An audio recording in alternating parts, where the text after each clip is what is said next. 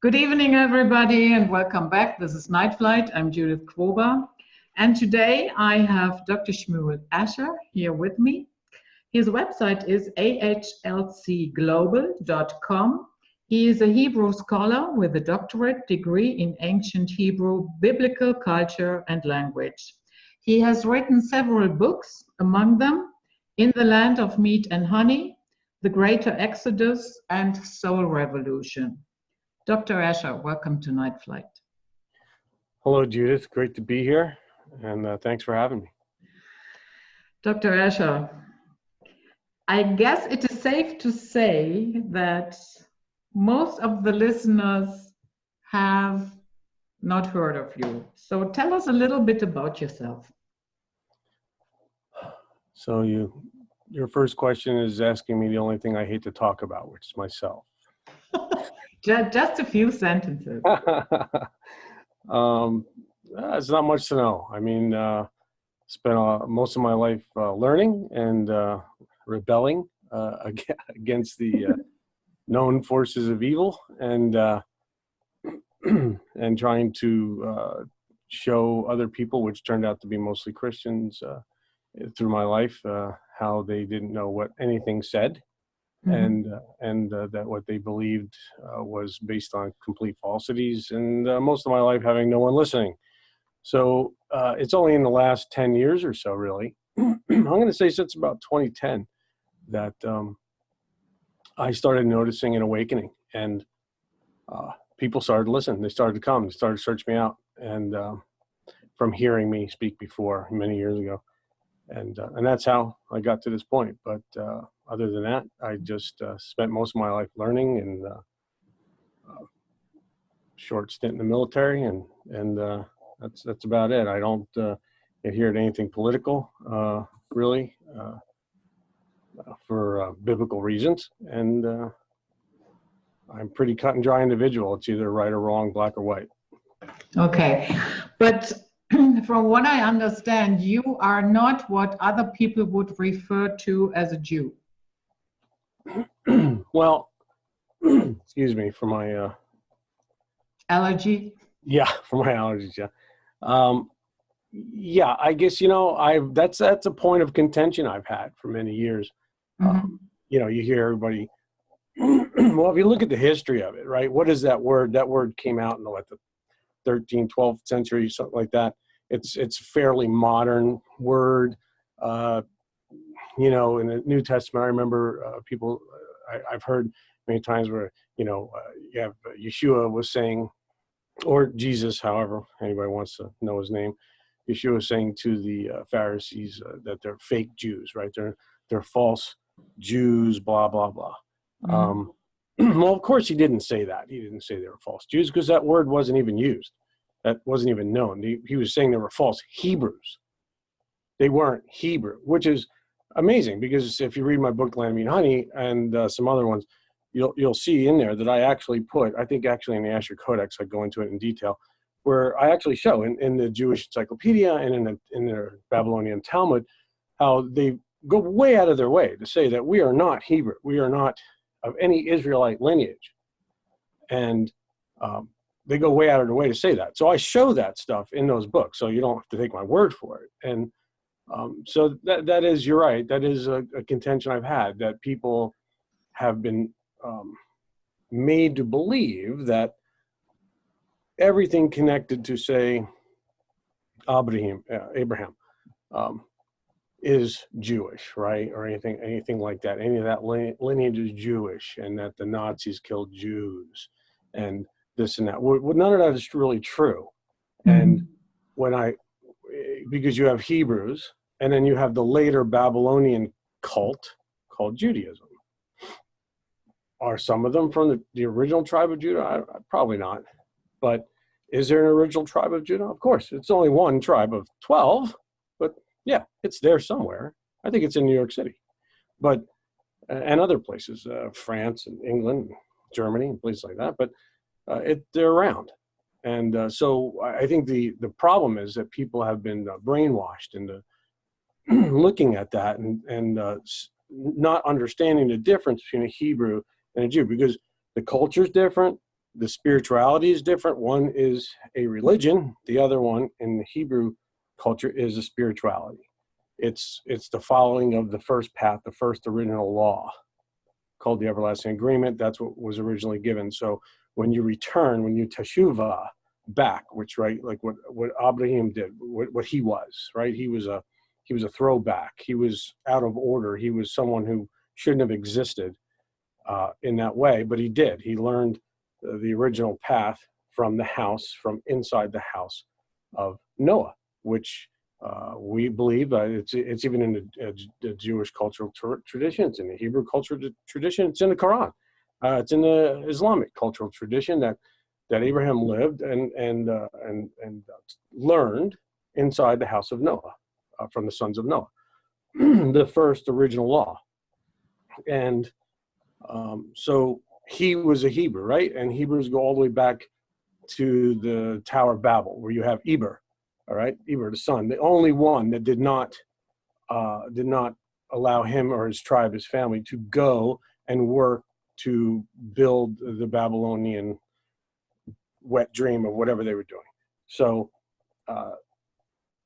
it goes all the way back to that. So they were not Jews. So when you talk to a rabbi or something, they'll tell you, well, Moshe, he was not, a Jew. Abraham was not a Jew. Noah, all the way back. Enoch, however, not a Jew.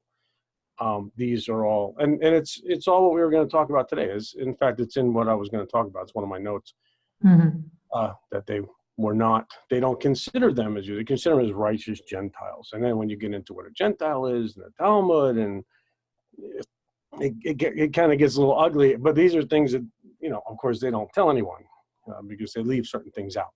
But so that it was a contention, and is a contention I have. And I do make sure that I always tell people, when they're saying, oh, Jews did this and they did that. Yeah, well, not really. This is a separate sect here that is kind of taking over things. I did a 2-part series with 2 or 3-part series with the late Georgianne Hughes, great lady who I really liked a lot.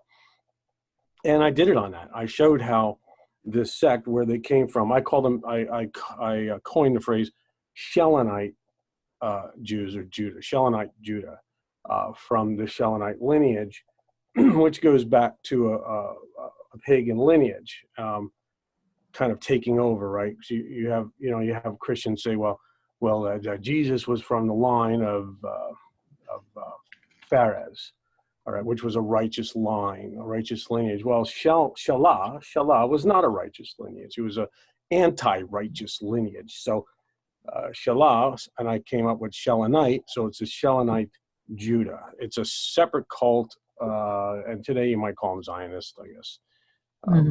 But there's plenty of people that are Zionists that aren't even remotely Jewish. They're Christians. So everything has gotten a little, backwards and upside down. So you're right. Yeah, I don't call myself that. I mean, I'm not that. My family, it was many generations. I'm the 21st. My son was his 22nd. Will be the 22nd that we know of, that we have written of Karaite scholars back to all the way back to the land, in the same area of the Sea of Galilee. So, but I have even broken from the Karaite, because the Karaites have a tendency have kind of joined the Orthodox in many ways to kind of get along. You know what I mean? To go along to get along. I'm not the go along to get along kind of guy. I'm not. So you're right. I don't align myself with that, or any religion really. I don't teach religion. I actually teach the opposite of it. I try to bring people, I show people how to go back to the spirituality of the original path, not to remain in man-made vain religions. Thank you for that. So maybe we can touch on that original path a little bit later, depending on how it goes and how much time we have left. But what is Yeah, coming up, re-emerging, and gives a little bit of a headache all around are these Noahide laws. What is your take on that? Well, amazingly, actually, the key feature that I've been given to teach on, to bring people back to, is the first law of free will. It's based in free will. It's what was built in Genesis 1.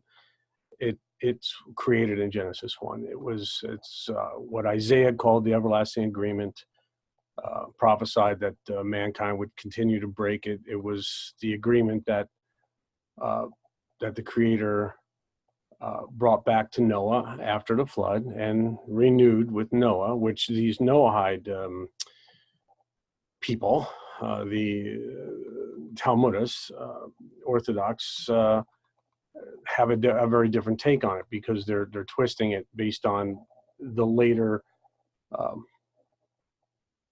fictions or manipulations of the text. So I don't teach on the Noahide laws. I never really have. I have a lot of information on it that I've written. I don't even remember why I wrote it, actually, because I might have thought about using it at one time, but I just didn't, because I didn't see them as relevant. I do have a little bit of it in my Asher Codex. I do show the actual law in 1992 where Daddy George Bush, excuse me, with the Lubavitch organization, wrote their little law, and in there something about the Lubavitch organization and the head of his birthday and proclaiming that day, blah blah blah blah blah, whatever. And they do talk about the Noahide laws in there, and I looked at that as a first step.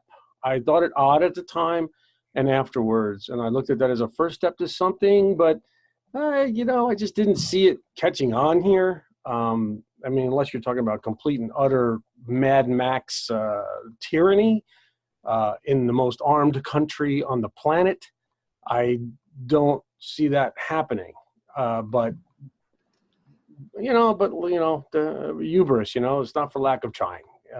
But I thought it would go nowhere, so I didn't do anything with any of these texts or anything I wrote. So it's funny you bring this up, but I hear now that you brought it up to me, a lot of other people have started seeing, I guess, what you were seeing, and sending stuff into me. So, oh, what about this Noahide law? What about this? What about, how does this compare to the first original laws? And is it real? I can't find it anywhere. So I'm getting a lot of questions. So this is kind of a timely talk we're having. But people have to understand more about the texts themselves. They have to understand where this stuff came from. My first thing is, did you want to expand on that, or do you have? Sure. I usually ask people, I think in my first book, The Land of Meat and Honey, which is actually my most important book, the first thing I ask people, which is something my grandfather used to ask me, I learned from my grandfather, and he is, why do you believe what you believe? And it's funny, because a lot of times people, I've said that to people, and you'll see the look on their face, like, I've never even thought about that before. Why do I believe what I believe?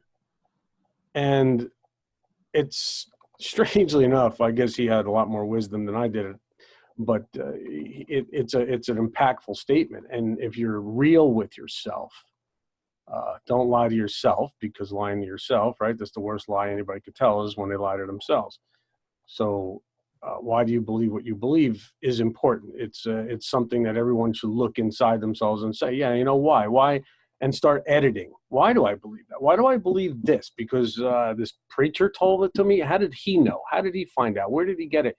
And then start going back. And all right, you can't maybe do 40 years, 30 years of schooling like I did, but you have the internet today. I didn't have that for most of my life. So you can go back. You can read my stuff and go back and say, wow, there's even more. Because I don't put everything in my books. I put just enough to get you moving. you know, and then you go out and you try to prove me wrong. I want people to do that. Go out and try to prove me wrong.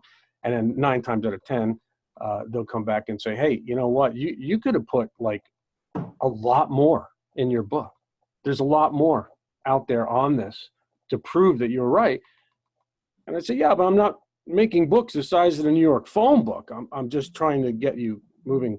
But the idea is to start with, why do you believe what you believe? And to begin, you know, what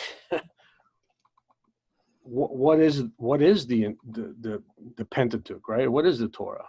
What is the entire Bible? I mean, if you look at it, you know, scholars going back to the 2nd century, you know, for example, in medieval times, you have Ibn Ezra in the 12th century. He found troubling evidence that Moshe, in fact, did not write the Torah as the Shalonite cult propagated. Ibn Ezra is, you know, he found troubling evidence at the time, and he wrote about it, that Moshe couldn't have written it because, in other words, written most of the Exodus. He didn't write most of the Exodus. He didn't write Leviticus, Numbers, and Deuteronomy. Maybe some in Numbers, because Numbers was the station list at that time, but Leviticus and Deuteronomy came far after the Babylonian captivity. You know, these are things that most people don't know. So, you know, for example, there are references in the Torah to Moshe in the 3rd person, in like Deuteronomy, and there's Moshe naming, like, say, the Edomite kings, I think in, I don't know, Genesis 35, 36, that are clearly known to have lived in, long after Moses died, you know. So there's a lot of things that people aren't aware of where it comes to the text, because they've been taught incorrectly that these texts are infallible. It's the theory of infallibility, which, you know, subsequent scholars found compounding problems. Not only myself, but before me, compounding problems that suggest that the books are from more than one source. You know, like for instance, I've shown my books a simple one, like Exodus 6:3, right, which is a priestly source based on what is called the documentary hypothesis, which I get into in my first book, Land, Meat, and Honey. What is a priestly source? The priestly source, the documentary hypothesis broke out sources. They identified this section is not old. It's nowhere near as old as this section. Oh, okay. And this, you know, and this section's it's kind of in the middle. So you have the Yahwist source, which is the oldest source, then the Elohist, like Elohim, Elohist source, which is the next one, and then you have the Deuteronomy source, and then you have the priestly source, which is the newest source, and it's unfortunate. I mean, but I guess it had to be, because there was very small amounts of cobbled together scrolls, if you want to call them scrolls, at the time, and our tradition says that it was Ezra in the time of the Babylonian captivity, with Ezekiel and others, friends and fans, that helped him cobble the Torah text together using various sources. Now, it's understood, and I've proven it even to myself, that many of these sources, whether it's a priestly source, the Elohist source, Yahweh source, Deuteronomy source, whatever it is, there's also a redactor source, you know, that it's not all espionage, you know what I mean? It wasn't all to thwart history, although a lot was, but you know, a lot of it didn't exist. So you had to take a piece from this source, a piece from that source, and put them together, and maybe add a few lines to connect them in the middle. That's the redactor source, and things like that. But there are there is stuff in there that I've identified and I've shown people that were edited on purpose, that were put in there on purpose. Again, maybe not always for clandestine means to disrupt the world, or make people slaves, which is part of it in the end. But a lot of it's hubris. Sometimes it's, and then some it might be necessity. So, but you have an actual disruption in the identity and chain of command in a lot of this stuff, like in Exodus 6:3, where he's saying that Moshe himself,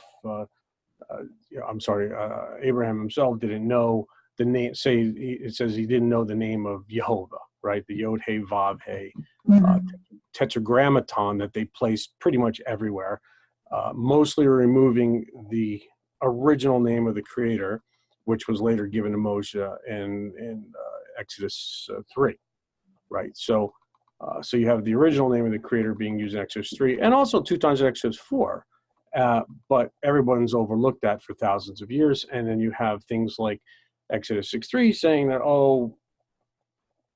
even Abraham never knew my name, Yehovah. But then you can go back to all the way to Genesis 22:14, I believe it is, where you'll see Abraham using the name Yehovah Yireh. Okay, so obviously he knew it, or they're so bad at what they do, they forgot they said that in 6, and then went all the way back to Genesis and added that, and then all the way back to Genesis 2. It really starts in Genesis 2. They're adding that Yod He Vav He tetragrammaton, which is fine, I guess, because most of the time it is probably Yehovah speaking. He's the second in command. He's not the prime eternal creator. Most people believe that he is, but he's not. He's the prison warden. He's the guy in charge of pretty much everything. He's the Joseph, if you want to look at it that way. He's the Joseph to Pharaoh. Yeah, he's second in command of all things. If you look at how can you prove this to yourself? You could look at something like the Sephirot, all right, the tree of life, what they call the tree of life, right? You have all the little circles going down. There's 10 levels. There's actually more than that, but the main 10 levels that they normally show, right? And who's on top? It's the Creator's on top. And some of them, if you'll find some of these Sephirot, you'll see his actual name there written in Hebrew. Very rarely, they tend never to write that name. So you'll have the Creator at the top, and then the next level down, one of the next level right below him, you always see the Yod He Vav He. He's the next guy down. And so he's the one that you see administering the justice, administering the punishment, administering blessing. He's the one that when it's not explained to you the way I just explained it, that you go the rest of your life thinking, this God is horrible. He's the God of death and destruction, and he kills everyone. My God, you just piss him off a little bit, and he's wiping out whole cultures and cities. And well, it's not the Creator doing that. It's the people it's the entities he put in charge to rule over what you might call a fallen section of his greater creation. So, when you look at it that way, it brings everything a little bit more into view. But people have to understand that the books are not exactly written by the hand or mouth of God, the way it's been taught to, especially Christians. I mean, they're big on that. Most Jews don't believe that. But yeah, there is a strong idea out there that the scriptures are preserved and that the Holy Spirit watched over it, and that this is the unadulterated Word of God. Yeah, that's I'll make a lot of people very mad by saying this, but I can prove it, and I have proven it in my books. That's insanity. I even show in my books, where that text infallibility idea came from. It's a Hellenized idea. It's came after they took over Judea, and so scholars have pointed out where it came from, and like I say in my first book, I can't remember exactly how I wrote it, but I kind of went into a section of the book where I wrote what I usually ask people. And what I ask them is, how many text doublets and triplets of stories, how many things are you willing to put up with as far as contradictions go, blatant and continual contradictions? How many are you willing to put up with? I mean, how many's too much before you decide, you know what, this isn't infallible. This can't be this, that, or the other thing. So that's what my first book did. I really went in and showed people, here's where the originality was. Here's where, how it was put together, why it was put together, who put it together, when they put it together, what they accentuated and why they accentuated it, because they were looking to gain authority over all the text, all the commentary, everything. All the law goes through them, and they are the purveyors of all the truth, and that's the authority that they have to continue to show through the text. So when they go back through the editors, the redactors, the scribes, what did Jesus tell everybody, right? You scribes, you're evil, and everything you do is fake and false. Why do you think he was saying that? Because that's who was in charge. If I'm in charge of all the text and I get to do whatever I want to them, and you don't know that I'm doing it, then I get to show all my priests how to teach it. And then you don't know that I've changed anything. Okay. And then all the priests, they don't know either. And then I tell them, here's how you teach this. And they go teach it to the people, and the people teach it to their generations, and this and that. One good example of this would be in the book of Nehemiah, where Ezra, Nehemiah, they're all out of Babylon, right? The king allowed them to go back to Jerusalem to rebuild it. They're rebuilding the wall. And, I guess on the Sabbath day, as it was the custom, they got out in front of everybody with a Torah and started reading the Torah. And they're reading, I guess, something out of Joshua, and they're telling about the Feast of Tabernacles and the 7 days, and whatever. And the people started chiming up. It says the people started chiming up. Hey, what is this? What is this? What are you talking about? This is not something that Joshua and them ever did. What is that? And I'm sure Nehemiah and them are like, exit stage left, because at that point you got a whole lot of people looking at you like, yo, what are you reading?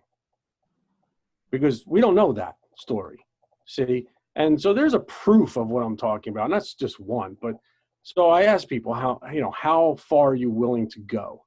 And because the stuff I've pointed out, which, believe me when I tell you in my books, is not even 25% or 30% of what I could have done, or what anyone can do, has caused that whole text infallibility idea has caused problems, because people have gone through many years now, thinking that it is true, and it's not true. And then you have a problem, because you're reading your Bible, right? Because your pastor tells you have to read the Bible today.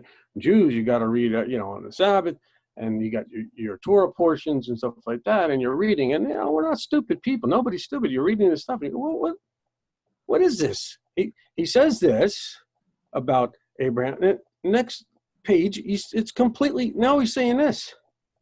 And then again, there's a whole new story further down. And so then you go back to your preachers, and this has been going on forever.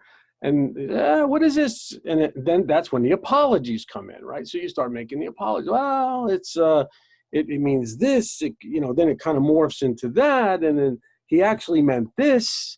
And it really is the same thing over here as it is over here. You're just looking at it wrong. So that's how that starts. And then we get to today. We get all the way to today, from, before Yeshua's time to today. everybody having no clue of what it's really going. So it's really just built on superstition. You have everything built on massive superstitions with very small remnants of truth. And they, when you start telling them this stuff many years ago, it didn't work, because they were hardcore. But I guess it just took a little longer, something in the air, I don't know, something caused this growing expansion of awareness that I know you're seeing. I've been seeing it, like I say, since about 2008, 2009, and really hardcore since about 2012, 2014.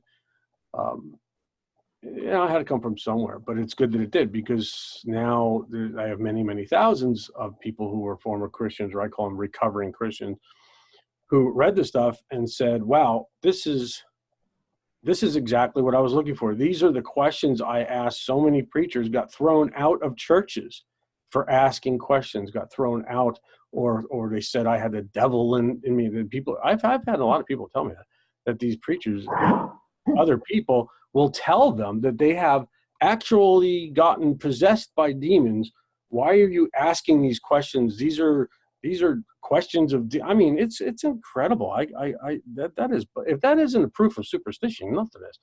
But I've heard this so many times. I have thousands and thousands of people that have read the books and contact me on a daily basis, asking questions and cycling through my email.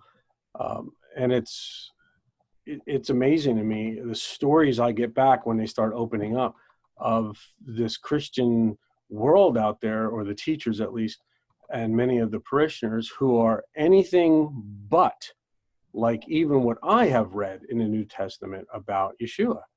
I look at that guy, I'm not like him.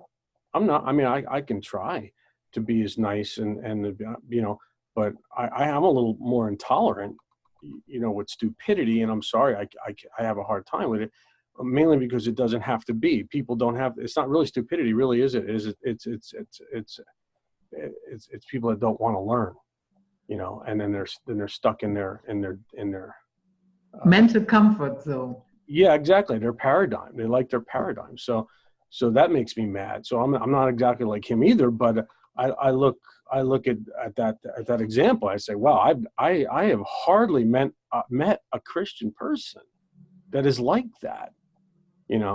Strangely enough, years ago when I started reading stuff here and there, because people were telling me, oh, you should read this about Paul, you should read this about Paul. And it's funny because I never really read any of that. But then when I started reading some of it, which I found it very difficult to read because it sounds more like I have to say, it sounds like a con man, just kind of speaking in many circles, kind of intersecting circles. But what I did notice when I was reading that stuff was that it sure seemed to me that this is the character of most Christians. And I thought, wow, he was not a nice guy. He seemed like a real piece of garbage. And I started years later thinking, wow, they're not really Christians based on Yeshua and what he was talking about. Because when I read that stuff, I understand what he was talking about. I can read through the English translation, through the Greek. I can tell you by reading something that no, a Hebrew man did not say that. You know what I mean? I can't tell you exactly what he said. Because you know the culture. Yeah, I can look at that and say, yeah, Hebrew. This was the same way you came, I'm sure, with German, right? I mean, yeah, sure. I can come up with something and say, oh, this guy said this in German, and you'll be like, no German person would ever speak like that. I mean, that's not, it can't even be. And so I've done that many times and looked at things like that, and there's very little of it that I think that's in there is actually from him, and the stuff that I have seen from him shows me that he was probably he was definitely in a scene associated with them, what we call Essenes today, and he was definitely probably a master of that genre, and he definitely kept the everlasting agreement. There is no doubt in my mind that he did. There's no doubt in my mind that the guy they call Peter, which I don't know where they got that name either, because that is not a Hebrew name, but he was supposedly Orthodox, or a real hardcore practicing Jew, but there's a portion in there I remember reading one time. It really blew my mind, thinking like, wow, in over 2,000 years, there's not one Christian I've ever heard understood this, where Peter's on a roof or something, and the messenger of God is showing him all these animals and maybe, different animals and stuff on what I think is described as like a sheet or something, showing him all these animals and saying that, don't call any of this stuff unclean. And Peter says, none of those unclean things have ever entered my mouth since a child. And what I found amazing was I went back and read again. What did it say was on that thing? What were the animals that were on it? And we're Christians that everybody have looked at, well, the Jews have the unclean and clean meat. They're at the kashrut system, right? It's just about kashrut. So so they automatically say, well, that's the unclean and clean meats, the animals, whatever, blah, blah, blah. No, because if you look on that thing, it wasn't all clean animals based on the kashrut system that the messenger of God was trying to tell Peter, don't call these here unclean because, they're clean. You can eat these, right? But if you look at that, you go back and look at it, it's both. There's both clean, based on the kashrut system. There's both clean and unclean animals on whatever he was being shown. I don't know, a TV screen. And then Peter said, no, none of that, not the clean, not the unclean, not either or has ever entered my mouth. When I read that, that's how it read.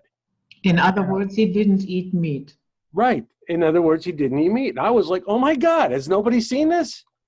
And then somebody else showed me years ago.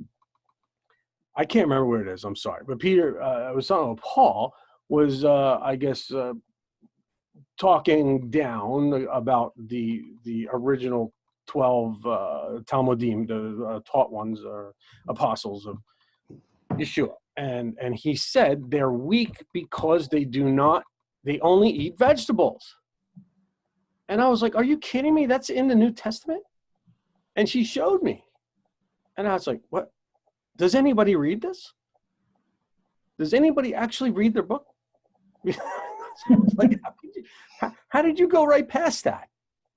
And that blew my mind. So, but so some of this stuff, I think there's a lot of tidbits in there that are original or close to original truths, and it's very limited. It's very limited because there's been a lot of little scribal hands in the texts from front to back. Doesn't matter if it's the New Testament or Tanakh. So, we do know, that a lot of these, it doesn't matter who you talk to as far as a good, honest scholars anyway, is that Torah, the Pentateuch, at the very least, the whole thing, but definitely the first 5 books, if that's all we're talking about here.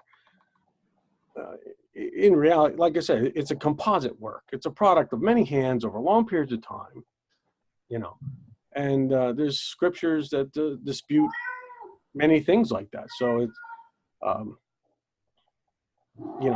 that's just the long and short of it. But as far as when you start getting into, there's all kinds of stuff I put in my books. There's historically known and admitted truths that can easily be verified by anybody, even by our own historical records, even within the Babylonian Talmud, like I said, which is their Bible, right? It's their main thing that they go by.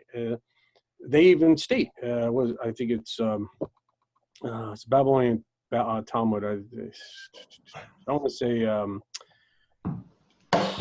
Tractate 106. I think it's Tractate it's called Ketubot 106a, I believe, and states something to the effect like that the original copy of the Hebrew Tanakh was kept within the court of the temple for the Masorite temple scribes, and these were known as paid out of the temple treasury, paid correctors, called the Magahim, The Magahim are the paid correctors, redactors, editors of the Tanakh that the people afterwards got. So they call that the Sefer Mugah.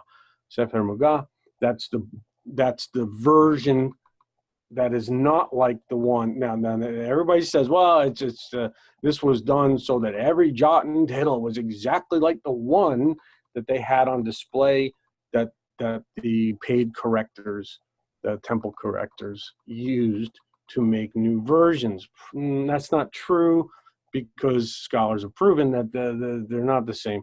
That they were. It's it was called politically correct. Today we call politically correct is what was going on. So and other things like we even know historically, like the renowned Rabbi Akiba, right? Was that around 150 of the year 150 of the Common Era, right? I mean, he made a law and forbade the reading of any original scroll, any original Tanakh scroll, Torah scroll, that was not already copied over by their correctors, or if it wasn't corrected and standardized yet, no one can go near it. I mean, by like penalty of death. So I mean, they were pretty serious about this, and which is kind of funny because it's interesting to know. You were talking about Karaites. It's interesting to note that even these Orthodox, even the early versions of the Orthodox, right, and today, no one would even have a Tanakh. No one would have a Torah. They wouldn't even have the first 5 books in their best form, and it is the one they kept in the what they're referring to as the key, the main one that they used to copy off of or correct. So, correct in their version. That book came, all right, from, they wouldn't have anything. And it's funny because they disregard anything Karaite, that they the Karaites are the lowest of the low and all this kind of thing, right? But the original version that they had and still have, all right, however, the very Torah compilation they began with is the only, was only made available because of the masterful work of the Karaite scholar and scribe Aaron Ben Asher of Tiberias, that's where my entire family comes through, Tiberias, up by the Sea of Galilee. And, and he's the one to do that. And this is the one that the book that they used to manipulate or correct from, because they didn't want to show anybody his version, because his version was more specifically critical, more on target. So they changed a lot in there. So people have to realize that, when you're talking about this stuff, the Noahide laws and stuff, it's a continuation of that, like we can go into why they're called Noahide laws, and they say, like, even articles that you've read, that I read and stuff, because they say they were given after the flood, right? But that's not true either. You could say a lot of things, right? But when you go back and look for it, people will believe it. They'll just believe it.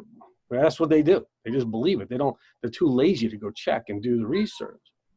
But that's not true. I mean, that's not the law that was renewed. No law was given. I guess really you have to start from this. Everybody has to start from this, no matter what it is, no matter what point of biblical research, of anything, precepts, rituals. It doesn't matter what the question is. The one thing that you have to begin with is that the Creator, what did he say, right? I am, right? And it doesn't, actually it's his name. I am is just a way of putting it, right? But so you have, I am the Lord your God, or I am the eternal one, your mighty one, right? He says, and I do not change or modify. That's what it says. I do not change or modify, which is funny because that is a biblical point that pretty much everybody can agree on. If you ask anybody, I don't care what Christian sect it is, Jew, what does it matter? You ask him, what did God say? Did he say, I do not change or modify? He said, oh yeah, he said that. Well, do you believe that? Do you believe he does not change or modify? Yes, I absolutely believe that. It would be actually very stressful if he would change, because then you always have to make sure that you are up to date. Well, yeah, if there was any inkling of such a thing, and I have proven beyond a doubt that he does not change, it's our perception being led by evil people at most times that cause a change in our perception, but not in a change of what he did. That would be very stressful. I would be the first one off this boat. I'd be the first one off that boat. I'd be like, you know what? Then I could be God. Yeah. You know, anybody can do that. I mean, you know, everybody's got an opinion. At that point, all I need is an opinion. I don't need to, you know. But yeah, that's it. But my point is that pretty much everybody that I've ever met in any religious order around the world, if you ask them that, they will say they'll be emphatic about it. They'll be emphatic. They'll say, oh, I absolutely believe God never changes. He says never changes, blah, blah, blah, blah, blah, blah. Okay, because as soon as you admit to that, I got you. I have you. Because at that point, I'm going to show you so much change, you're gonna jump off a bridge. So then, of course, I wouldn't do that without teaching them that this change was not was not from him.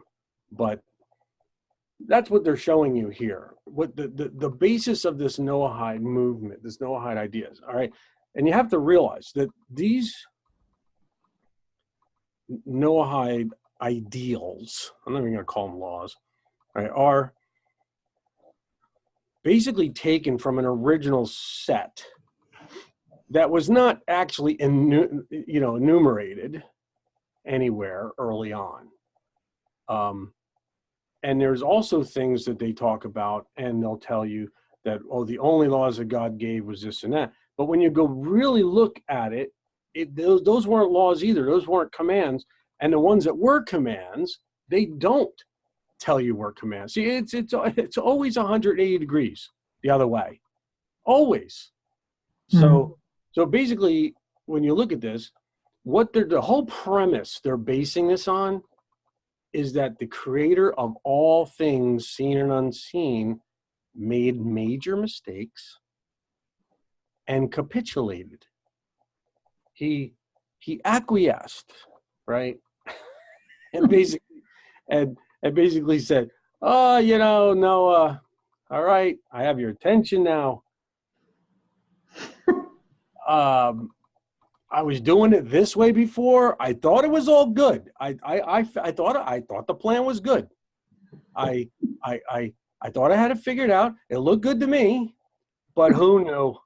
Who knew you people were gonna be off the hook psychopaths? All right. So I couldn't foresee that, but I am God and I foresee everything. But let's not get into that right now. And so now we're going to change it. We're going to change it up a little bit. I'm going to give you some other stuff. Let's see if you can run with that. I mean, come on. Do you believe that? Does anybody believe that? I mean, but nobody thinks of that. Nobody thinks of that. They say, well, God changed this law and then he made us do sacrifices. Are you kidding me? Are you kidding me? If he started the creation, see what they're saying is, oh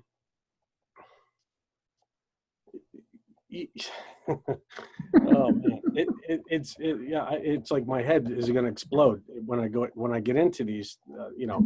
It's the bottom line is it's a cult. They contrived this stuff and they teach everybody that you have to be under it now because we need to control you. That's really what it is. Okay. So, sorry. We have heard one term a couple of times now, the everlasting agreement. What is that? Where can we find it? And can you elaborate a little bit on that? Yeah, well, it's a big question. Like I said, that my entire first book, The Land of Meat and Honey, is based around that. Okay, um, it if you want to find it like one of the prophets speaking about, you go to Isaiah 24. All right, and Isaiah, he clearly gives a prophecy. It's like in real time at that time, plus a future prophecy, where he's saying that the people of the earth have gone the other way. And now this is Isaiah. Remember, this is not with Noah, okay? Because you could look at that and say, well, what was he talking about, Noah? Because it sounds like what he's talking about Noah, when everybody was completely insane and God had to walk the ways to, Yehovah had to come in and, clean sweep and only keep a few righteous people and this and that. No, he's not. He's talking about the future. He's talking about from the days of Noah till then, right? And then you can go all the way to Yeshua, and you can say, well, as it was in the days of Noah, so will it be, right? So because why? Nothing changed. Nothing changed because the psychopathy, the psychopath of mankind just continues. But it's easy to let it continue when you have people teaching you the opposite. So the everlasting agreement, you can go to Isaiah and you can actually see it where he's prophesying, saying, look, and it's not, I think it's twice. You can go much later in Isaiah as well. I can't remember the exact chapter because we don't study chapter verse like Christians do. I know where everything is, but I don't always know the exact number. So I'm sorry about that. But so Isaiah talks about it and says, that and people should remember this, that he gets into that and says that the everlasting agreement was broken because they broke the law, they broke the precepts, they destroyed the world, they polluted everything. And with what? They polluted the world with. Well, it doesn't go into what they polluted it with. You have to go into the other prophets. You have to now go, before and after Isaiah, and that's when you start seeing. And again, in my book, The Land of Meat and Honey, I put most of them in there to show you one after the other that that the Creator through the prophets are continually telling you to return to the original path. Here's what I don't like about you. Here's what you've done. Right? I hate your new moons. I hate your festivals. I hate your Sabbaths. I hate your many prayers. In fact, if you double your prayers, I will never hear them. You know how many times he says that through different prophets? It's excruciating, right? He elaborates on it, saying, I can't endure a word out of your mouth. I can't endure. There's blood. What does he say? Why? Because you have blood on your lips. He's not hearing your prayers because you have blood on your lips. You have blood on your hands. He's speaking about what they did. Now the rabbis turn around and say, well, that doesn't mean that we're not supposed to be killing animals and eating them and sacrificing. It means that we were doing the sacrifices improperly. But okay, so do you see how that goes? But see, I show you other stuff in that book where negates that completely. It's not talking about your liturgy is a little off. That's not what he's saying, So when you get into that, that's when you start seeing the everlasting agreement. But if you don't know that the everlasting agreement exists, if you've never paid attention to Isaiah's warning, if you've never really paid attention to what it says in Genesis 1, okay, and understood, these are not just words, they're commands. It was never supposed to be anything different, right? So the everlasting agreement is been redacted in certain spots. We have portions of it in the book of Yasher. We have portions of it in the book of Jubilees in different various ways, right? And I believe these books are portions taken out of the original text. These are books that you can actually stick in here and there in Genesis and then have a full story. You would have the full understanding. It would be much harder to manipulate your understanding if you had all these books. Well, of course, that's why those books are put on a list of apocryphal. or right, or completely fake altogether. They were put on that list. Why? Because they don't want you to know that, right? You look at you look at books like the Essene, the 4 books of the Essene Gospels of Peace, right? Yeah, I understand all the background of it. Believe me, I did 6 years worth of study on this. I have my own book on it that I haven't published yet, and I can tell you that there is no way that those are fake. There's no way that the original translator completely made it up out of his own head, because I went through and retranslated it, and I found major sections where he did not even understand who was speaking, and I was able to break it out and show. And then when I was done with that, I can say there's no way this guy faked this, because he would have had a fake stupidity. I mean, it was not stupidity, but ignorance. And so there's a lot of texts that have been pushed aside and hidden, definitely hidden. Why? Because all of those texts inherently show 2 things.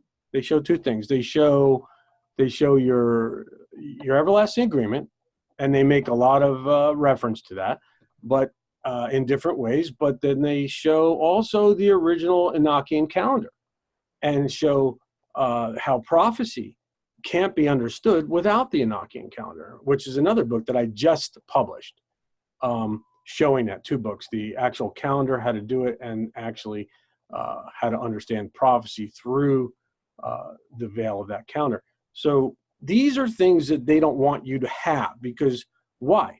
What did others, prophets like Yeshua, say they were going to do? They're going to change times and seasons. Why? Why would you change times and seasons? Better yet, how would you do it? How would you do it? How would you change times and seasons? Well, what I would do is I would use the original calendar that the Creator gave, all right, on the side in the back room where nobody knows, so that I have all the original times and dates as it was and as it will be in the days of Noah. So I will know when things are coming. I will know when actual prophetic events are going to hit and what years they're going to happen in. All right. But I'm not going to show anybody else. I'm going to make this other calendar called the Hillel calendar, or called the Julian calendar, the Gregorian calendar, and I'm going to do these. And then even that is so off the calendar that we are using. I mean, anybody can see that December is 10, not 12. Yeah, and right, October is 8, not 10. Right. So when you and so even in their own manipulated systems, they manipulate them further. But why? The question is why?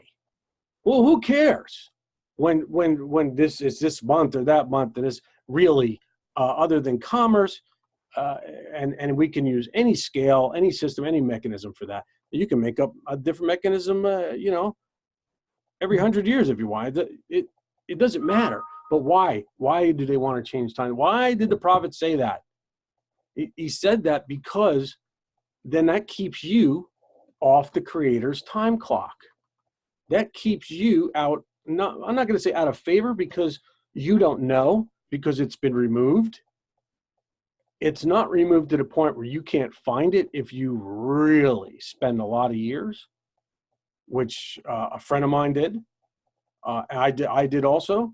But I got to tell you, I couldn't come up with the whole thing. I'm not an astrophysicist. I couldn't come up with the whole thing, but he did, and I got to say, I was amazed, and I vetted it, and I looked at the whole thing, and we have been using it for a couple of years now.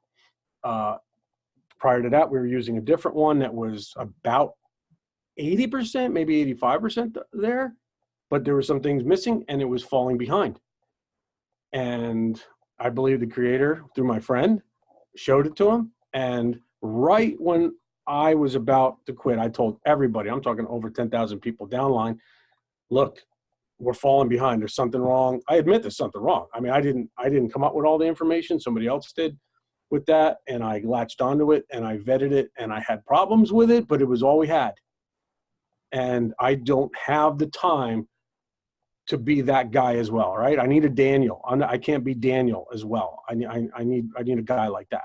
So my friend, who's also a Torah teacher, he on the East Coast of the United States, he also was looking at for over 10, 15 years, and he finally got it. And it's beautiful, it's simple, and it works every single time. But though it's the only way you can stay on the everlasting agreement, because there's 4 high holy days where in the book of Jubilees it says that they were always held in heaven, and they're supposed to be held here, right? As above, so below.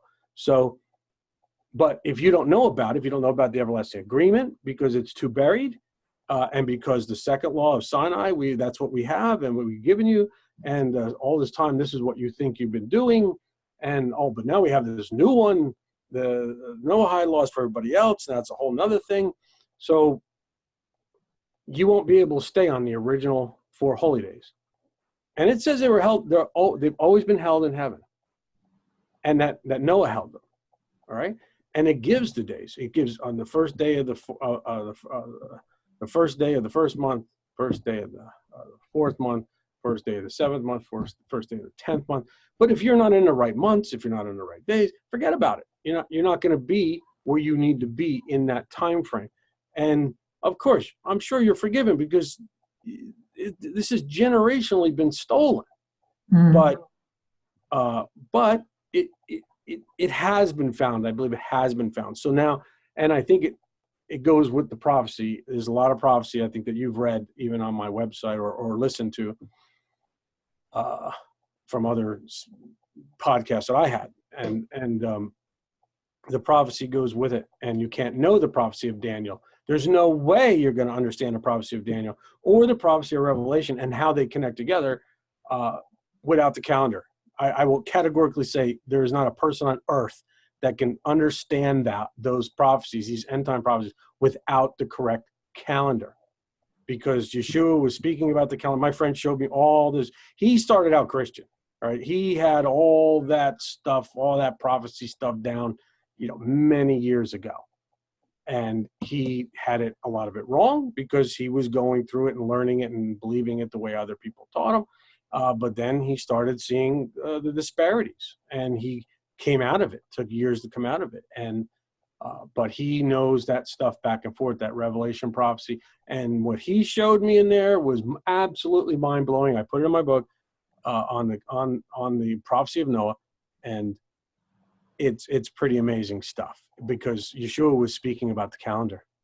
And in that book and in my calendar book, I showed people how I proved that Ezekiel was using that calendar while they were in Babylon, the original calendar, and how he was using it. But they were also using a Babylonian calendar as well for their civil stuff. Okay, so we have proof that these what later became Talmudists, right, had, and they were using this.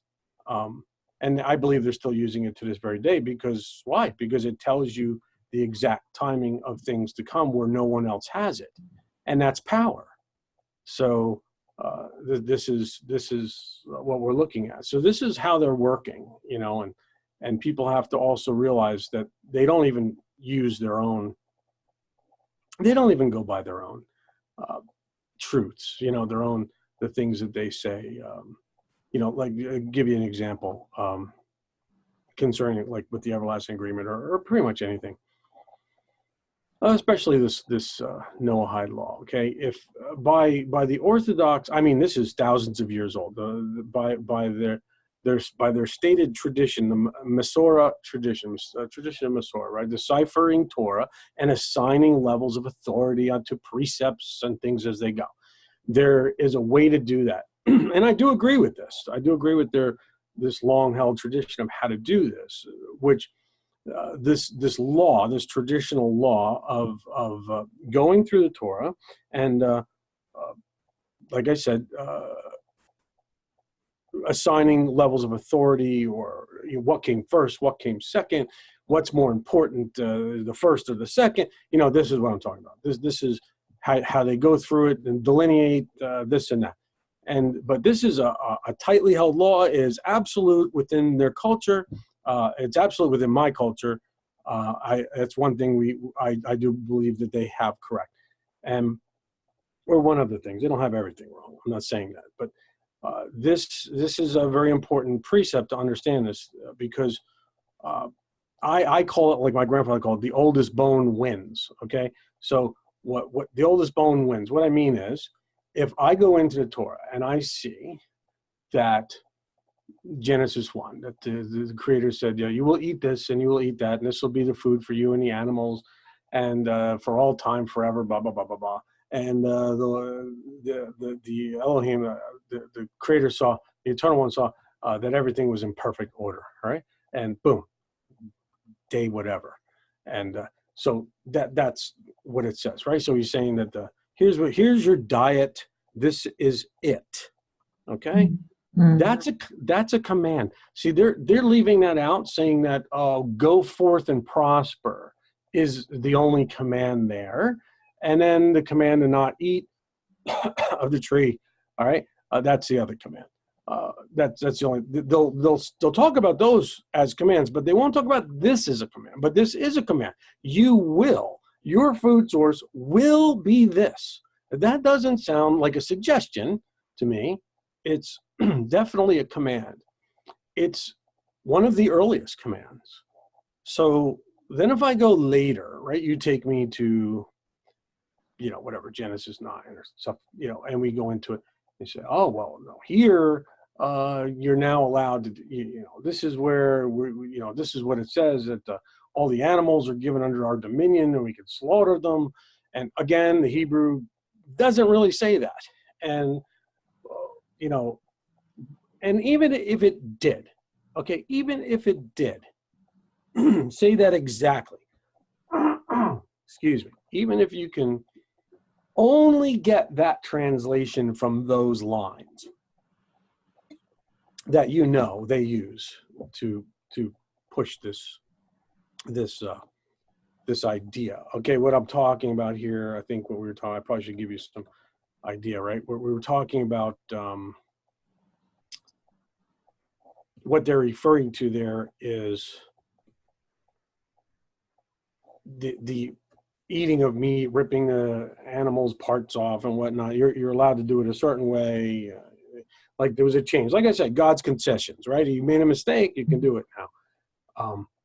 Here's the problem. We got to go back to the first precept that we were talking about. He doesn't change.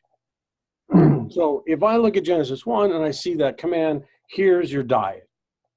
Here it is for you and for the animals. Everything that flies, everything that creeps, everything that walks, everything that swims. It's all for you as your diet, your shared diet. Okay, great. Now you're telling me later, not even that far later, that now this is what it really is. And then after that, you'll tell me, well, it's even more like this now. It's even more liberal. Well, even by their, my point is, by their rules, the Masorah rules, right? The rules of how to delineate, how to understand the Torah, and what's more authoritative than what's not, than this or that, the oldest bone wins. So right there, this argument is over. It's over. If he doesn't change, and the oldest bone is, here's your diet, this is what you and the animals are going to eat, that's the end of the entire argument. Everything else after that's commentary, as they say, right? Everything else is what you want to do. It's what you want to do. And what I find funny is the entire rabbinical world, all the way back. I don't care if they're Jews, if they're Hebrews, if they're even, whatever. It doesn't matter. If you are able to know this, right? If you're able to know this, maybe it wasn't in writing. Maybe Gabriel had to show up, like with Daniel, and say, hey, did you know this is where we started? Did you realize that? We started over here, and here's even one better. In the future, someone's going to write this down. Now, I'm going to go in the future. I'm Gabriel, and I'm going to tell John on Patmos or whatever this. And guess what? and I'm going to tell this prophet this and this, and it's all going to sound the same. You know what it's going to sound like? It's going to say, and the lion will lie down with the lamb, and they will all eat grass, and the child will blah blah blah. It's going to show a complete revolution. It's going to go back from the garden to the garden. Really, it's going to go. Oh, we started here. Is that what you're telling me, Gabriel? Yeah, we started here. This is what it was: a completely vegetarian diet. And then this happened, but we're going back to it because it says it over here. It's going to say it over there, eventually. And then it's going to go, but everyone's going to ignore it. They're going to ignore the hell out of it. But what I find amazing is that every single person through all time who stood on a box to teach something biblical and then went to a barbecue afterwards, it, to me, is like the ultimate insanity. I'm not sure if it's insanity. That might not be the right word. The words I want to use, I won't. But what I'm saying is, if you, Judith, right, didn't know that, right, and I told you, and you were like, really? That's what God created? We're supposed to be like this? Isn't your second question or your second thought, holy crap, what the hell am I doing? I'm going to do that. Why isn't every rabbi that's ever lived vegetarian? Why are they telling you that, that,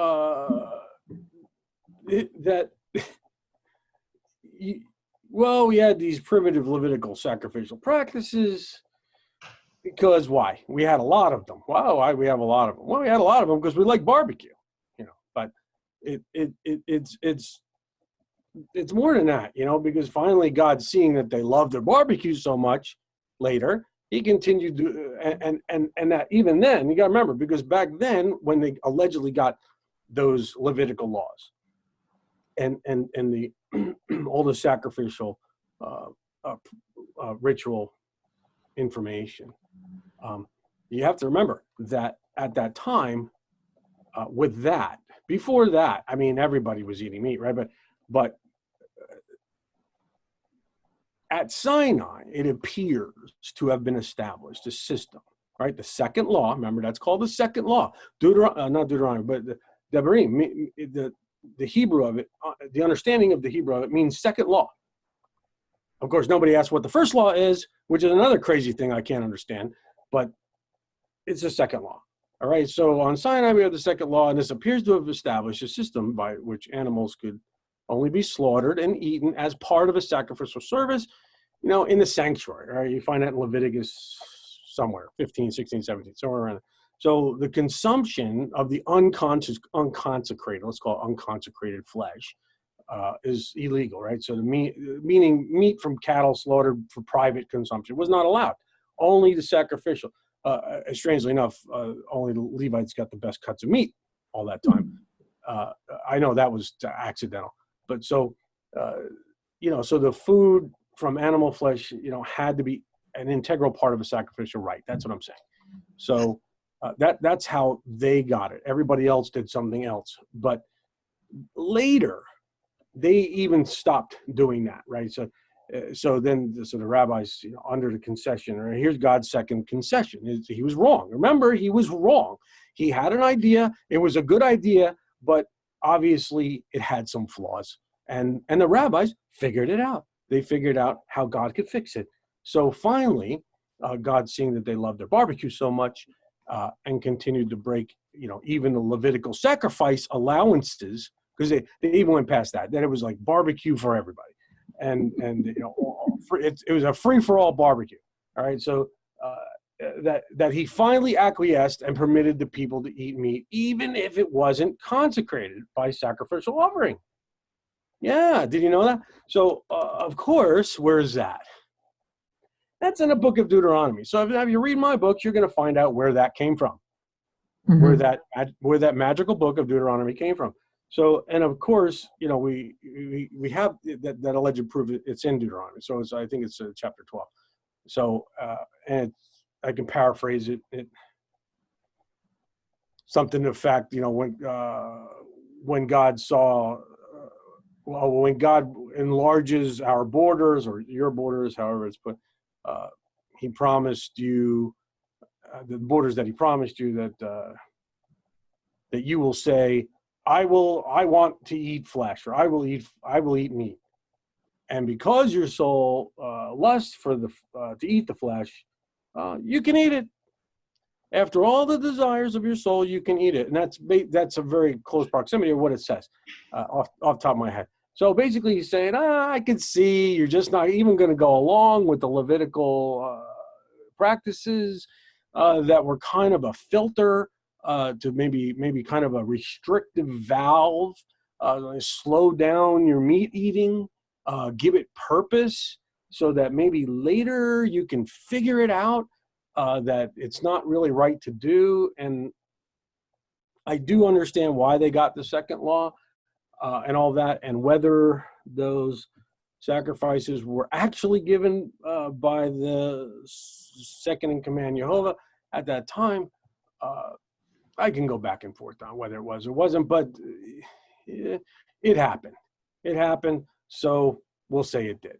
He did give it. He did give it because it's the second law. It's the law of death. I mean, it's absolutely what they got that right. The Christians got that right. It's the law of death. The first law is the law of life. It's the law of peace. That's exactly what it is. So the second law is the law of death. The Christians had that right. They had a few things right. So what you're seeing there is he's allowing. That's the second time he's acquiescing, right? He's allowing them to eat the meat, and why? Because we couldn't. We're rebellious, and we want to eat it, and he's allowing it, and that's what they're saying. So is that true? Yeah, it probably is, but not for the reasons you think it is, because everything's about free will. See, everything starts in Genesis 1 with the creation of light. Well, obviously, it wasn't the creation of a light bulb. It wasn't the creation of light molecule, photons. Those were created in day 4. Yeah. So the creation of light there, when you go into the Hebrew, and I break this out in great detail in my Soul Revolution book, which I would definitely tell everybody to not read first. Yeah, okay. Do not read that book first, but maybe third or fourth, but in line. My order of reading, by the way, is on each page on my website, on the book, on each book's sale page. There's an order of reading, and I highly suggest people, if they're inclined to read anything I wrote, to go by that. But when you look at that, he's actually, I just flew out of my head. What was I saying that we were? The order is, I guess, in the land of meat and honey, the greater Exodus. Oh yeah. Well, I was trying to not the order. What I was my train of thought before that, I totally lost it. Okay. But but that's how they try to show it to you,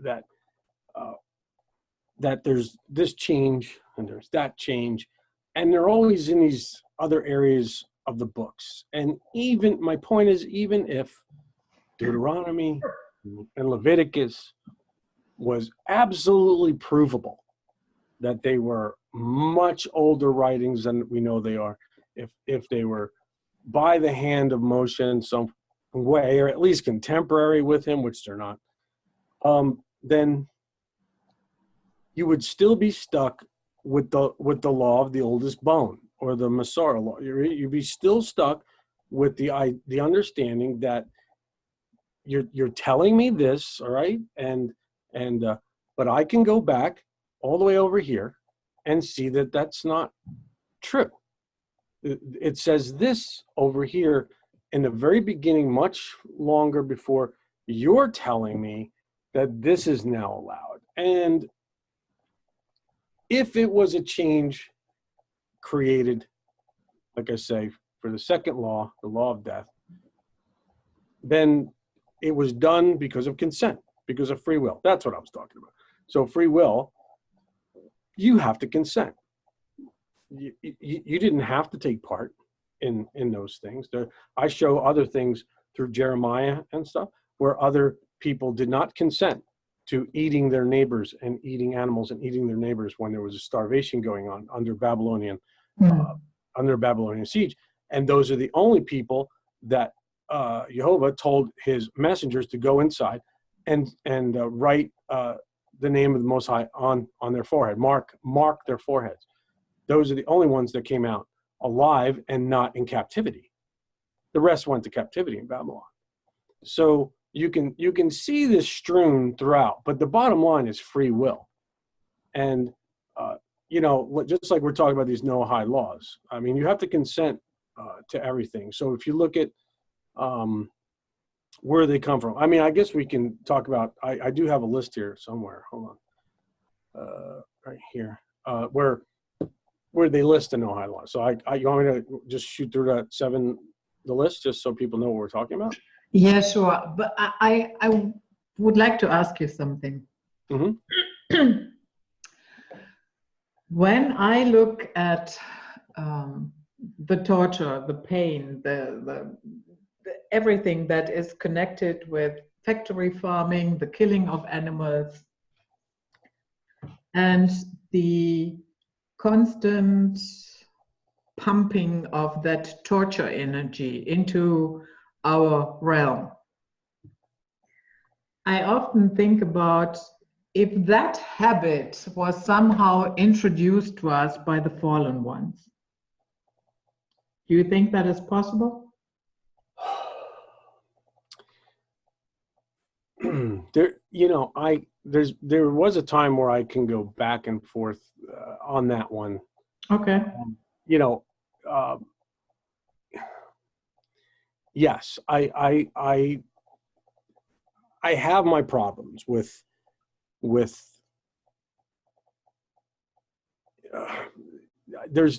I tell people there's three voices. You have the voice of the Creator, Mm-hmm. which you can only know whether it's in your head or whether there's a Malachim, an angel standing in front of you, or in some writing somewhere telling you what you should do, what you shouldn't do. You can only know if it's real, if it's truly from the Creator's voice, by his character. All right? The character is the key. The character of the Creator is a creator. Again, I believe in Land of Meat and Honey and also my Asher Codex. I go deeply into that and show you through the Hebrew that he's a creator. It's what he does. It's his profession. It's all he does, creation, nothing else. He has no part in the destruction of any creation. He cannot be tethered spiritually to that, separated from God, all right, is how people put it. That's the third grade version. But so you have that voice. Now, sometimes that voice comes through Gabriel. Sometimes it comes through Yehovah, whatever, but it comes. And you can only know it by the character of it. What's it telling you to do? Is it all right? And then you have Yehovah's voice, which I think is pretty clear when you look at the text. It's stronger. It's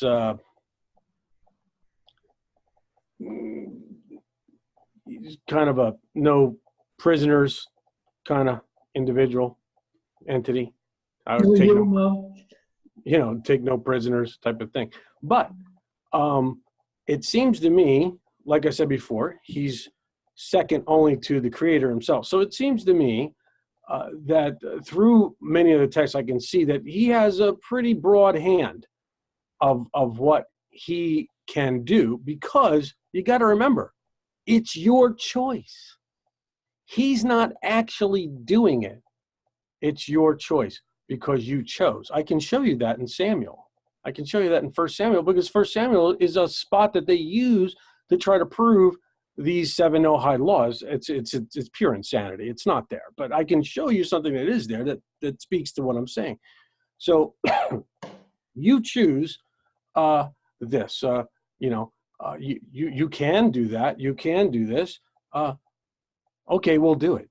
Oh, well, that was a bad choice, because there's consequences that come with that. Again, you can see that in Samuel. You can see it in a lot of places. So a lot of times, his voice, what he's doing, is a reprimand. It's not even reprimand. You can see it in early Job. I use this a lot, where he's there. You have Yehovah there, and then you have Satan flying in. You have the sons of God flying in, which it seems to me are the 200 fallen who we originally hear that fell. We could read that in Enoch to Mount Hor, and taught men and women all the evils and blah, blah, blah, blah, blah. So you have them, and they're sitting there, they're standing there talking, and Yehovah is talking about the creator. Okay, so he's talking about the creator. So he's obviously not the creator. I mean, that's proof right there. You can see it. But what he's doing is, I find it funny because, they're talking, what have you been doing? Oh, I've been going here. I've been going there. I've been messing with mankind over here. I'm messing with mankind. That's the Satan character. That's what they're all saying. That's what they do. But then what does Yehovah say? He says, have you considered my man Job? That's hysterical. Mm. I mean, have you considered? Look at that guy. I love this guy. He is a righteous dude. His family's not so great. He's constantly praying for him for a reason. All his sons and daughters, a wife, I mean, they got some problems, obviously. He's constantly praying for them, right? But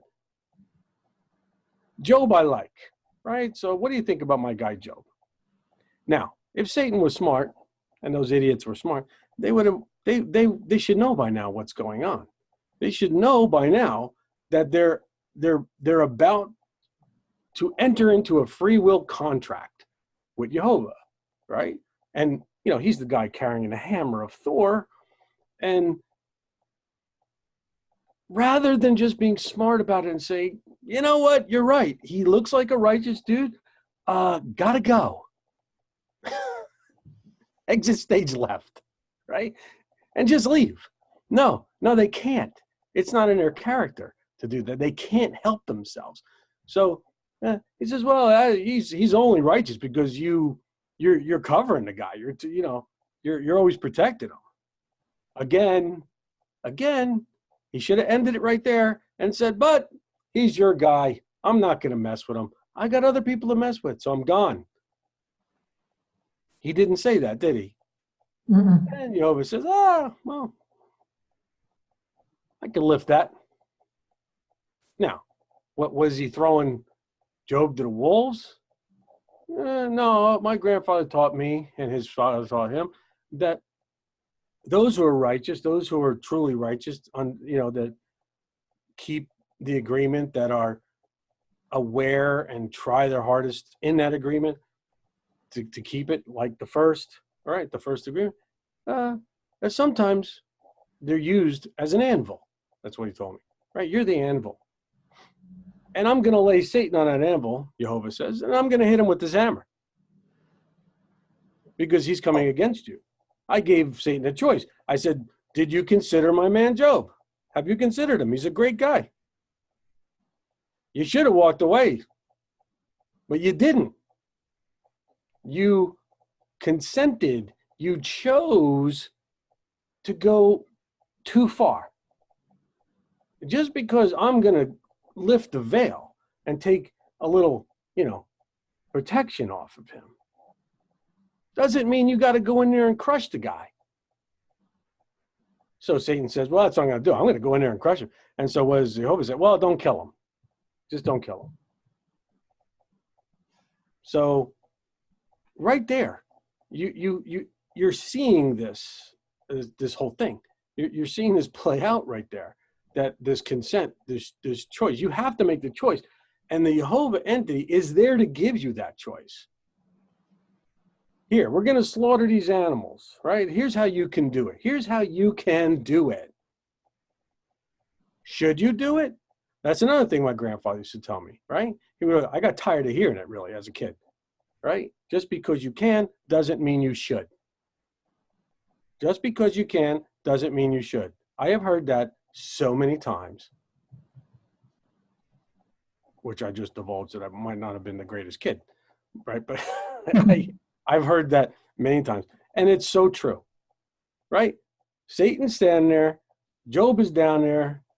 Just because you can doesn't mean you should. You should have walked away, dude. But he didn't. It's not in his character to walk away. So when you go back into the third voice in the Bible, that's who's there. That's who's there. A lot of people are led, when you're reading things, just because somebody wrote down Yod-He Vav-He said, doesn't mean it was him.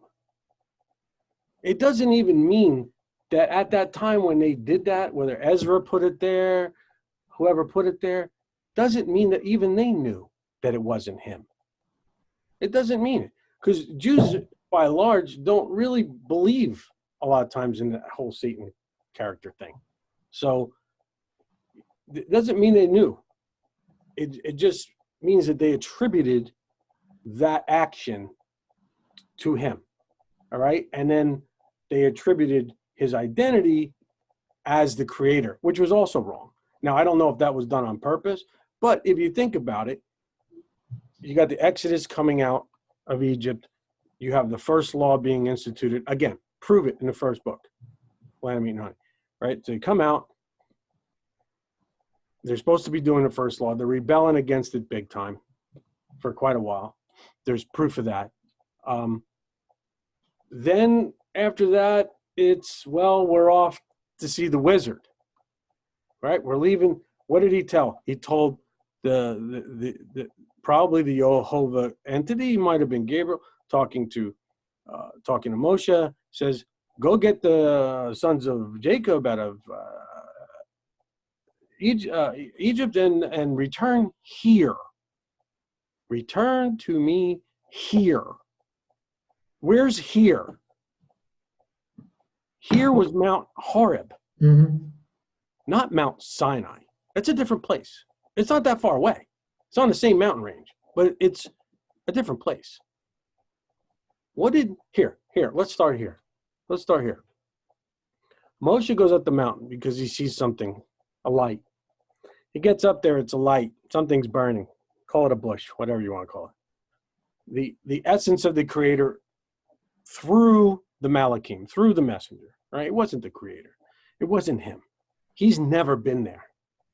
The Hebrew says usually the Malachim, the messenger of the creator, or they stuck in Yehovah. Either one is a messenger of the creator. So whatever it was there, it's a light, it's speaking, first words out of his mouth, remove your sandals. This is consecrated ground. Number one, ask the question. Why doesn't anybody ask the question? Why did he tell him to remove his sandals?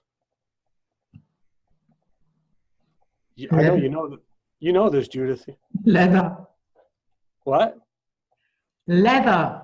Yeah, they're made of animal flesh. And that was consecrated ground. When did he tell you Sinai was consecrated ground? Did he ever say that? Nope. Right. So that was consecrated ground. Remove the leather from your body because it's consecrated ground. And then when you go get the sons of Jacob, bring them back here. That's where he got the first law. Now, I contend he got the first law a year before that, before he brought them in. And it's a very simple law. It doesn't take much to tell you what the first law is. Don't kill anything. It's the law of peace. Don't kill or don't usurp the free will of any sentient being for your own gain. That's it. If you want the Webster's dictionary version, that's it. Do not usurp the free will of any sentient being for your own gain. Period. That's it. That's why you can only eat this. And the animals can only eat this. And that's why in the end, after you psychopaths are done, we're going to go back to the beginning. So he takes them back there. They rebel. And then they go to see the wizard, right? We're taking another walk, and we're in Sinai. Now, is that specifically stated so clearly? No, because you've had scribes and redactors in there that don't want you to know the details to that degree, because it doesn't leave them any room to reteach it in such a way that they continue to have the authority, right? They're the ones that know. We know the Hebrew, we know this, we know the culture, we lived it, grew up in it. You don't know anything. You have to listen to us. So the first law, as what we were just about to say, right? So the first law of their Talmudic Noahide laws, which, like I say, everything's 180 degrees. 180 degrees opposite, right? So and of course, they always sound reasonable. It sounds reasonable. So the first one, do not deny God, no idolatry, right? Same as like with the Ten Commandments, do not deny God, all right? Now this one, let me tell you, will be used against Christians and pretty much everybody, especially Christians, though, because you're breaking this command by believing anything about Jesus in the way that Christians believe about Jesus. So that's a death penalty. Under the Talmudic law, that's a death penalty. And it's in there. It's in there. You can look for it. You can find it. It's in there. Second one, do not murder. Well, I don't know how you get past that one, but I can tell you, the only way I can tell you is it ropes it into their long, hard work at trying to teach people that animals do not have souls. And then when that didn't work, well, their souls, they do have souls, but they're not the same as our souls. Again, my book, Land of Meat and Honey, I absolutely prove beyond a shadow of a doubt in the text, they are identical souls. If you read Soul Revolution later, you will see why. Yeah, because they come from the same creator. Of course, but you will see why the animals are even here. You'll see why. Kind of the same question, kind of answers the same question about why the sacrifices were given at Sinai. And you're asking, well, why would God allow that? All right. Well, why would he allow animals? Why do we need animals in the garden? The garden, the whole feature of the garden was that you're kind of laid back and you're not doing anything. You're not out there with like the Amish with the plow and the horse. You're not doing that. Everything just grew. It just grew. It was there. You wanted for nothing. And the apple tree does not charge you $5. Right. So you don't need animals. You don't need animals. And again, in my Soul Revolution book, I give a pretty hardcore hypothesis of why the animals are there and why the souls are the same. So, all right, do not murder. I don't know how to get around that one. All right. The number 3 is do not steal. Well, that could be even said as do not usurp, right? And then you're really screwed, because doing anything like that, you're usurping the free will of everyone you're trying to make under this law. So number 4, it says do not engage in sexual immorality. Too late. Okay, number 5. What does that mean, too late? We're so far gone with that one. It's too late. Okay. Okay. So number 5, do not blaspheme, the name of God, which no one can do because they hid it from you. Okay. Number 6, do not. Now this is the kicker. This is the one that they're really pushing. Do not eat a live animal. In other words, in parentheses, no eating flesh taken from animals while it lives, while it's alive. Okay. Yeah, that is a very strange wording. I have never seen anybody ripping a leg of an animal and then let the rest walk away.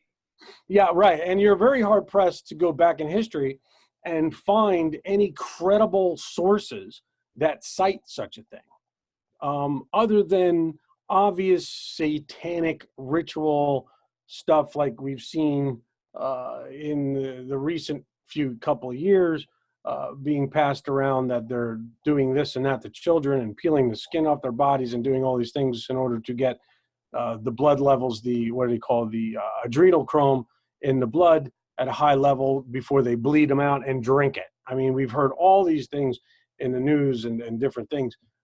And so outside of the very small sect of completely psychotic Satanists doing something to that effect, ripping body parts off, I cannot find anywhere in history where this was the natural order of the day.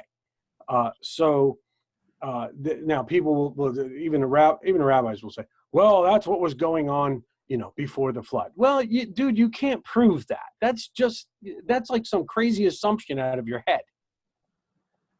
You can't prove that. It might be written in some commentaries here and there that you guys made up, but it's not. You can't prove it. So that's somebody's best hopeful thing that they want, and it's there for a reason. Do not eat of live animals. That is basically there so that they can say, see, God allows the eating of animals, just has to be done in a pleasurable, more humane way. You have to murder the animal in a more humane way. Okay, so let's make up some kashrut laws on how to cut their throats and bleed them out while they stand there not knowing what the hell's going on, freaking out while their friends watch. So that's what that's about, and that's why that's why very circumstantial, and I mean the least circumstantial way possible, they are continually telling you in all these articles that, oh no, the Noahide laws that we're saying right here, we're on number 6, are they're all the way from early Genesis. All the way from early Genesis. That's where they come from. Adam was under these Noahide laws. Now, there is absolutely no way pigs will fly before you can prove that these 7 ideas are enumerated anywhere in Genesis. Anywhere. Right? They're not. And so, anybody worth their salt that's a scholar, they're going to tell you the same thing. They're not there.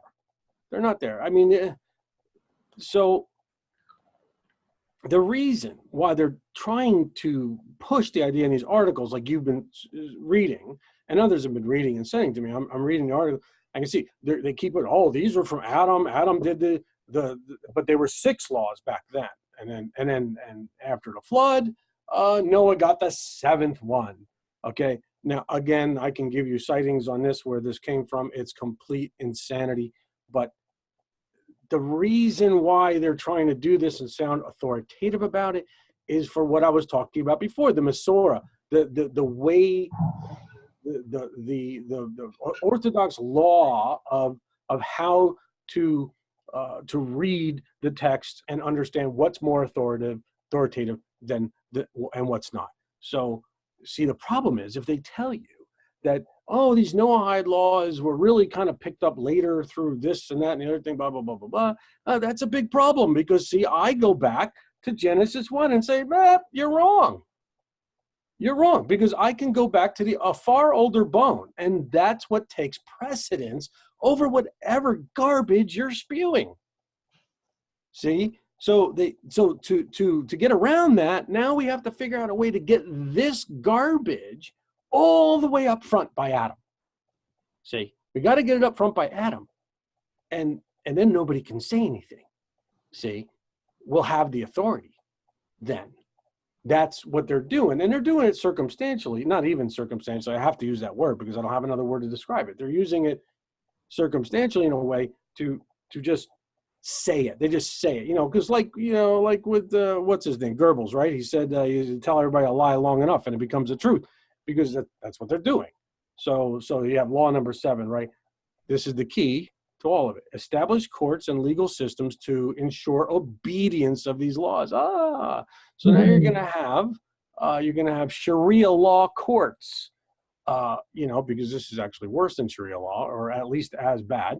And these law courts that'll be presided over by special priests, of course, will be chopping off Christian heads at a record rate, I'm sure, or forcing them to deny what they believe in Jesus, which I assure you will not change anything, because those people are not going to be left hanging, by the elect one. Like the elect one, I say the elect one because that's the only one I can prove that's coming to save the elect.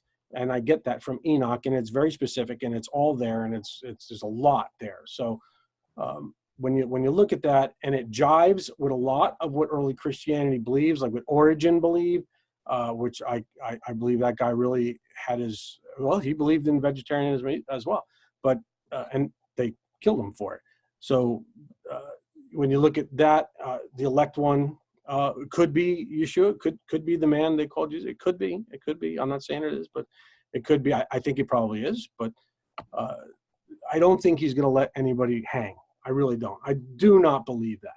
I have proven in the Greater Exodus book, which is people should read after the Land of Meat and Honey book, that because the Land of Meat and Honey pretty much rips everything away from you, everything you thought you believed. And right, why do you believe what you believe? Well, you're going to know why you believe what you believe when you're done with that book.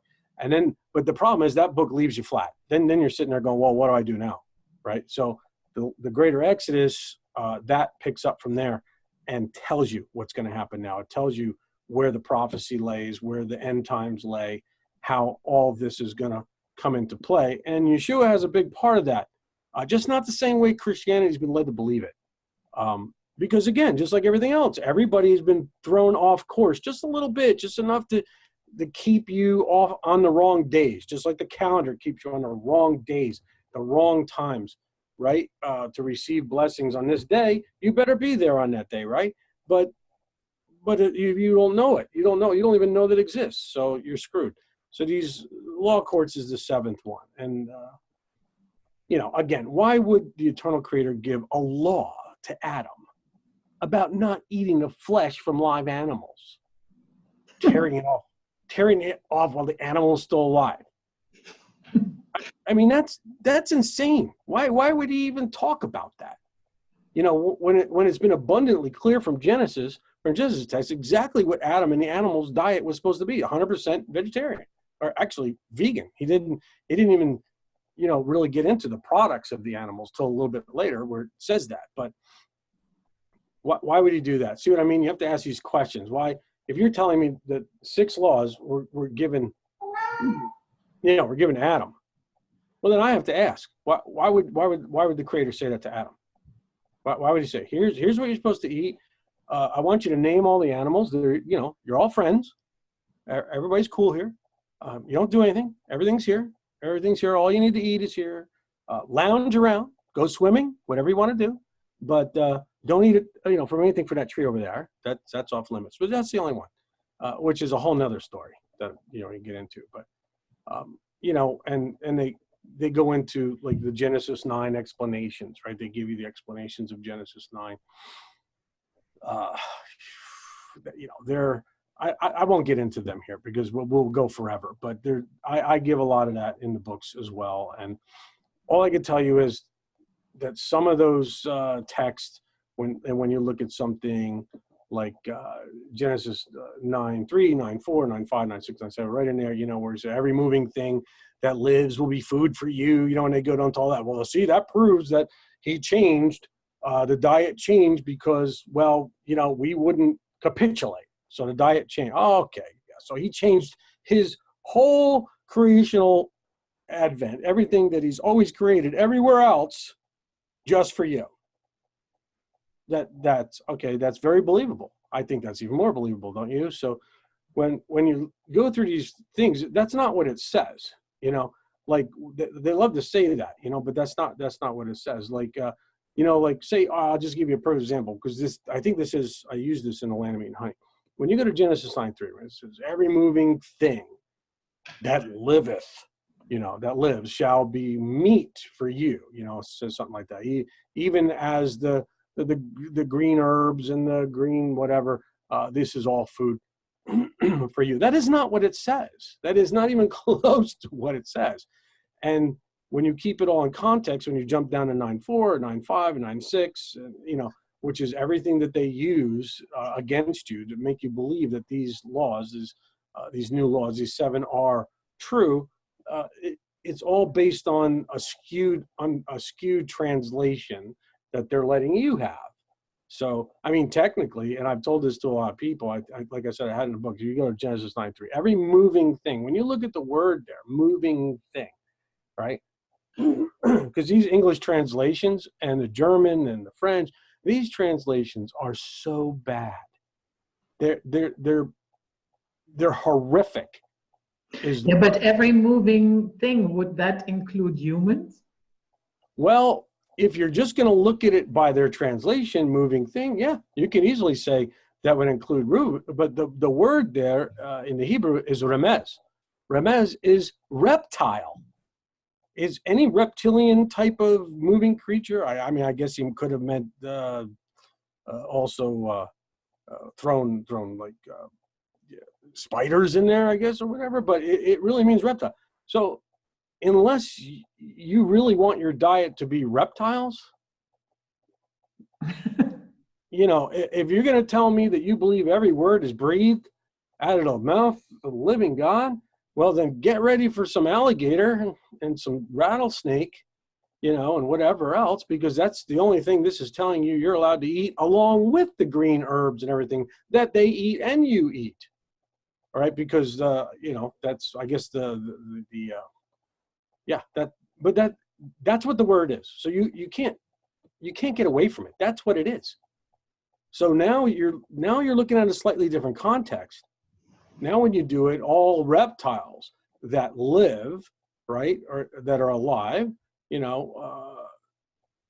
exist as food. So the word there is okla, which means food. It specifically means food. All right, it doesn't mean eating. That's a different word. That's akal.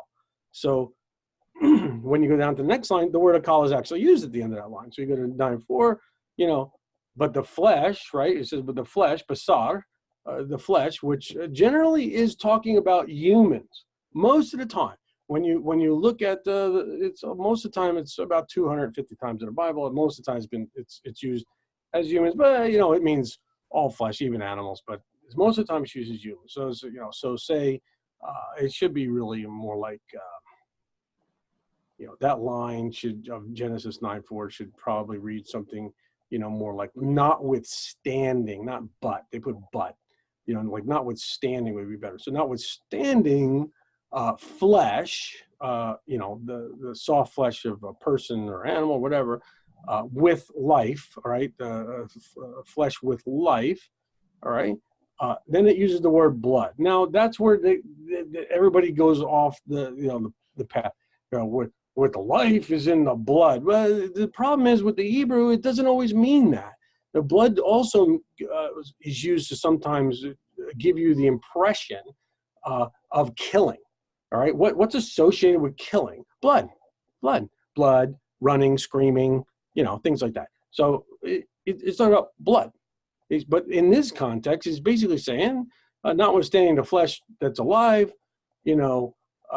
killing it there, is not allowed. You can't eat. You can't eat it. It says you can't eat it. So you can't kill it and eat it, if you want to look at it that way. So you can easily break these down in a more literal, mechanical way, and understanding what the Hebrew words don't always mean within this context versus another context, and that's how you go through these things. But when they're telling you this stuff, they're going to tell you. If you look at the King James and stuff like that, where they actually show you in italicized, sometimes the text or the font is a little lighter gray, and they'll tell you this word was added, these 2-3 words were added. Let me tell you, they should have italicized almost every word between the Hebrew words. Because they laid in so much context that isn't there. It's horrific. That's why I'm saying it's horrific. So when you start going through that, which is these rabbis are using Genesis 9:3 through say 9:7, things like that, that's where you're getting into trouble. Is exactly that, because people don't understand these things, and without understanding it, you're not going to understand that they're lying to you, and that it's not exactly whether they're alleging it. So when we can look at this and say, what's the starting point of this Noahide? I'm going to call it Noahide conspiracy, right? It's interesting because they say it's from a lost book. It's from a lost book, and so when you go to and they're saying that the book that they're citing that was lost was from Samuel. So they're generally citing 1 Samuel, I believe, chapter 10, right? So I have I pulled those verses out of eSword and I threw them. I got notes here. Hold on. Okay, so if you're looking at that's where it started from. So the Orthodoxy alleges that the original basis of this Noahide law code was lost. Okay, so it was lost after the prophet Samuel allegedly codified it in a book. So in that area that they're citing, it's 1 Samuel 10:24 and 25.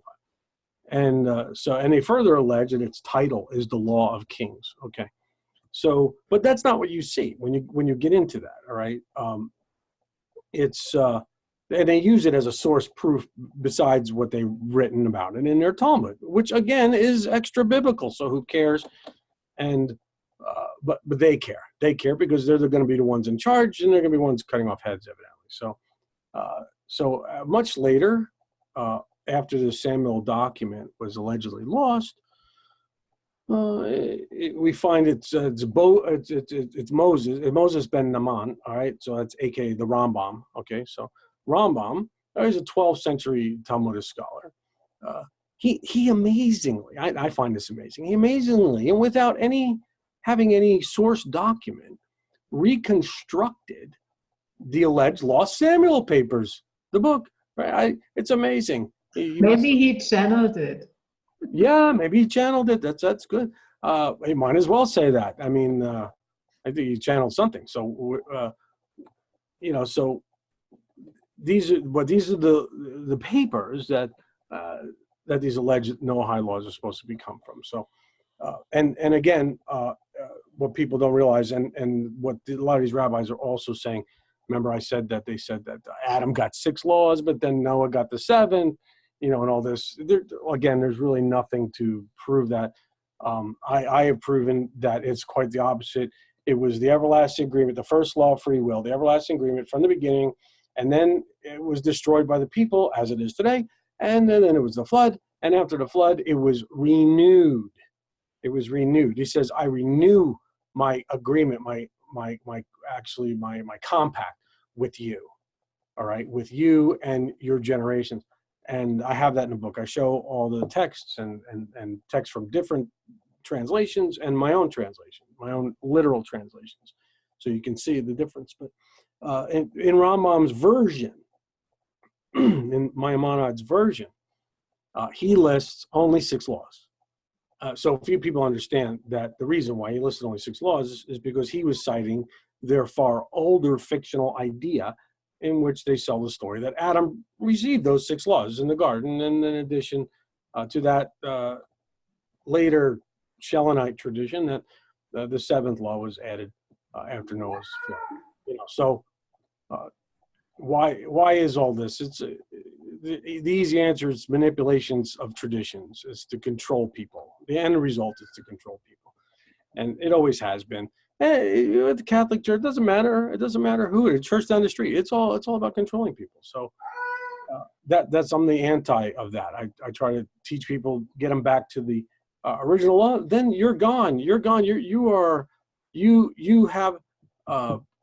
See, if Yeshua says something, if Jesus says something like this, he says, I have not come to destroy the law, but I've come to fulfill it, right? Well, I'm sorry, because Christians believe that the law is the 10 Commandments, and that Moshe received. But see, Moshe didn't only receive those 10 Commandments, right? Even the Orthodox will tell you that they received a second law on Mount Sinai, above and beyond the law that Moshe received. Oh, really? You mean it's not the same? But Christians, they don't believe in that law. That's the law of death. Well, they're right about that, but they're wrong about not believing that they're under some law. Okay, they're totally wrong about that. So, but when Yeshua says something like that, being an Essene master, being someone, the Essenes kept the first law. They kept it. They ate once a day at 5 o'clock. They ate everything, vegetable, everything. They were total vegetarians, and so was he. And I think I could prove that. I put parts of that in also in my book. So, but the bottom line is, he's saying he's going to fulfill it. How do you fulfill it? Well, how do you fulfill it? You do what the prophets say. You teshuvah. You return. What am I returning to? I mean, by default, if you're telling me to return, that means I must have left. What did I leave? When did I leave? I don't even know what you're talking about. Right? You don't know, but your soul knows, because it was your soul who left a long time ago. Okay? So you're just being recycled, and you're here again, and you don't know what the hell's going on because this place is manipulated by the evil one. So you have to return. You return to the first law. So he says, I've come to fulfill the law. Well, no kidding. I fulfill the law. I've been fulfilling the law most of my life. Because once you do the first law, once you return back to the everlasting agreement, everything else falls in line. You don't have to worry about the 10 Commandments. You don't have to worry about 613 laws above and beyond the 10 Commandments. You don't have to worry about none of that. Because by living the first law, everything is done. It's over. You don't have to do another thing. You don't even have to think about another thing. It's done. It's the easiest thing on the planet. There's like nothing more freeing than the everlasting agreement. It's unbelievable. You know how many people, thousands of people have come to me and said, oh my God, I'm so glad I found you. I'm so glad I found it. It's like this giant weight's been lifted from me. Yeah, it's called the weight of superstition, and all that. But when you look at this and if you look at the context of what they're telling you, how this came to be, which is, it's so easy to see the lie in this. And I don't generally like to quote scripture, especially on radio interviews or anything like that. But I think there's only a few. And I think in this circumstance, because it is something that I didn't think was going to take hold. I didn't think that this whole Noahide law thing was ever going to grow legs, but evidently something's going on. So it's probably better that we at least show people, that where they're coming from and how they're trying to use certain texts where this doesn't exist to pretend that it does exist. So when you look at Samuel 10, all right, it kind of goes in reverse. It's like Samuel 8, 9, and 10. First Samuel 8, 9, and 10. But if you start with Samuel 10, right, by this time, if you look at the context, Samuel was an old man. And his sons, Joel and Abiah, I think his name was Abiah, they're totally corrupt. They're just corrupt individuals. They're not taken after Samuel. And the people were deciding, the story, the people were deciding that they rather a king, a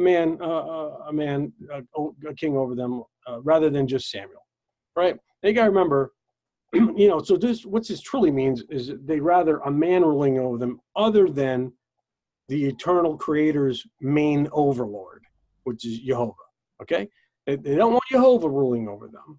They want a man, right? This is clearly explained in the text and, in chapter 8. So if you look at chapter, because I want to show you their argument right up front. You go to chapter, 1 Samuel chapter 10:24. You look and it says, and Samuel said to all the people, do you see whom Yehovah has chosen? There is none like him among all the people. And all the people shouted and said, may the king live. Okay? Two things here before I go any further. Okay. They were already bitching and moaning to Samuel. Okay?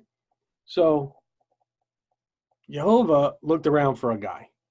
Not because he's choosing the guy and saying, this guy will now be your king from here on. That's not what Yehovah's doing. You can see it in all the text. It's not what he's doing. You asked for it. I found this guy. Look at him. What do you think? What he's doing, and you'll see it in the other texts, earlier text, is he's getting them to consent. They have to consent. Everybody has to consent. You have to consent. I put before you this day good and life, or evil and death. You choose. It's very simple.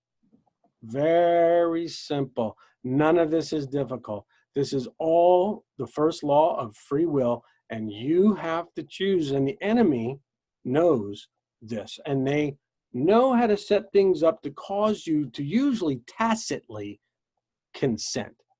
Tacitly, by lack of knowledge, you consent. You sign documents, you sign mortgage papers, you sign this and that. And the other thing, you don't even know what the hell you're doing.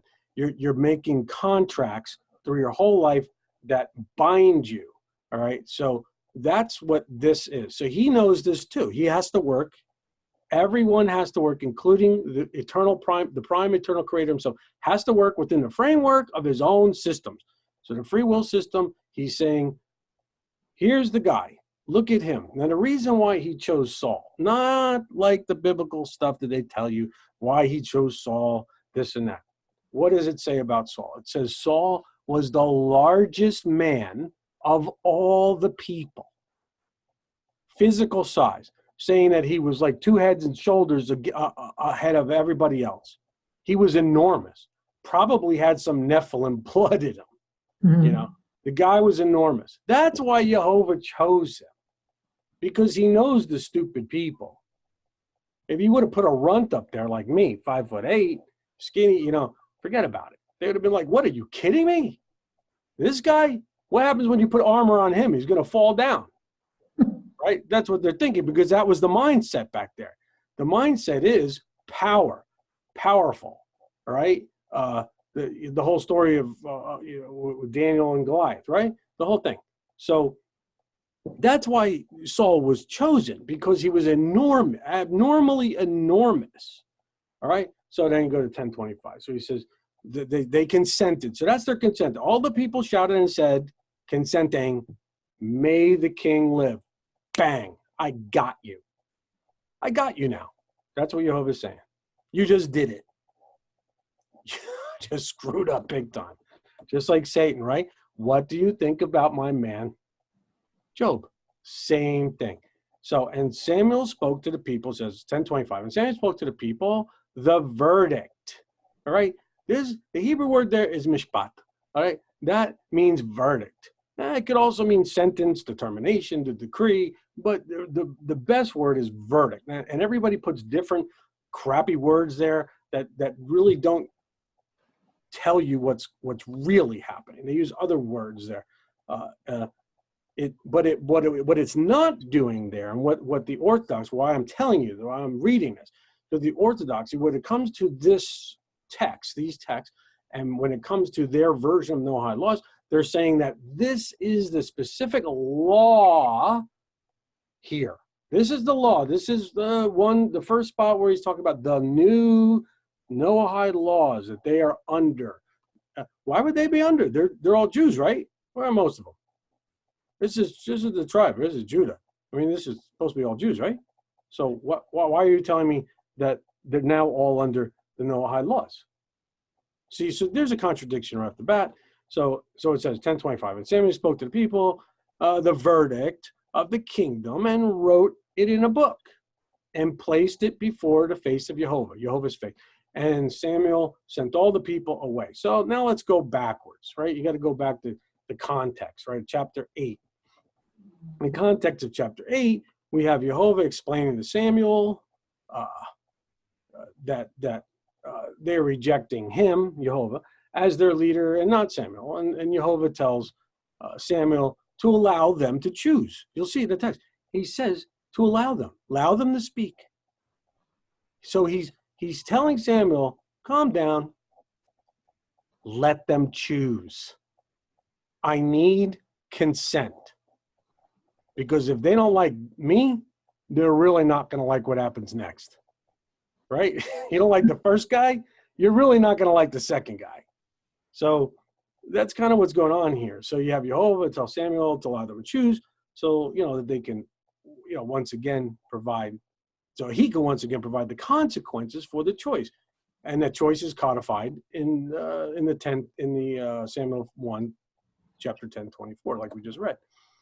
So when you start getting into this, it says, but you got to ask what was codified in chapter 10, right?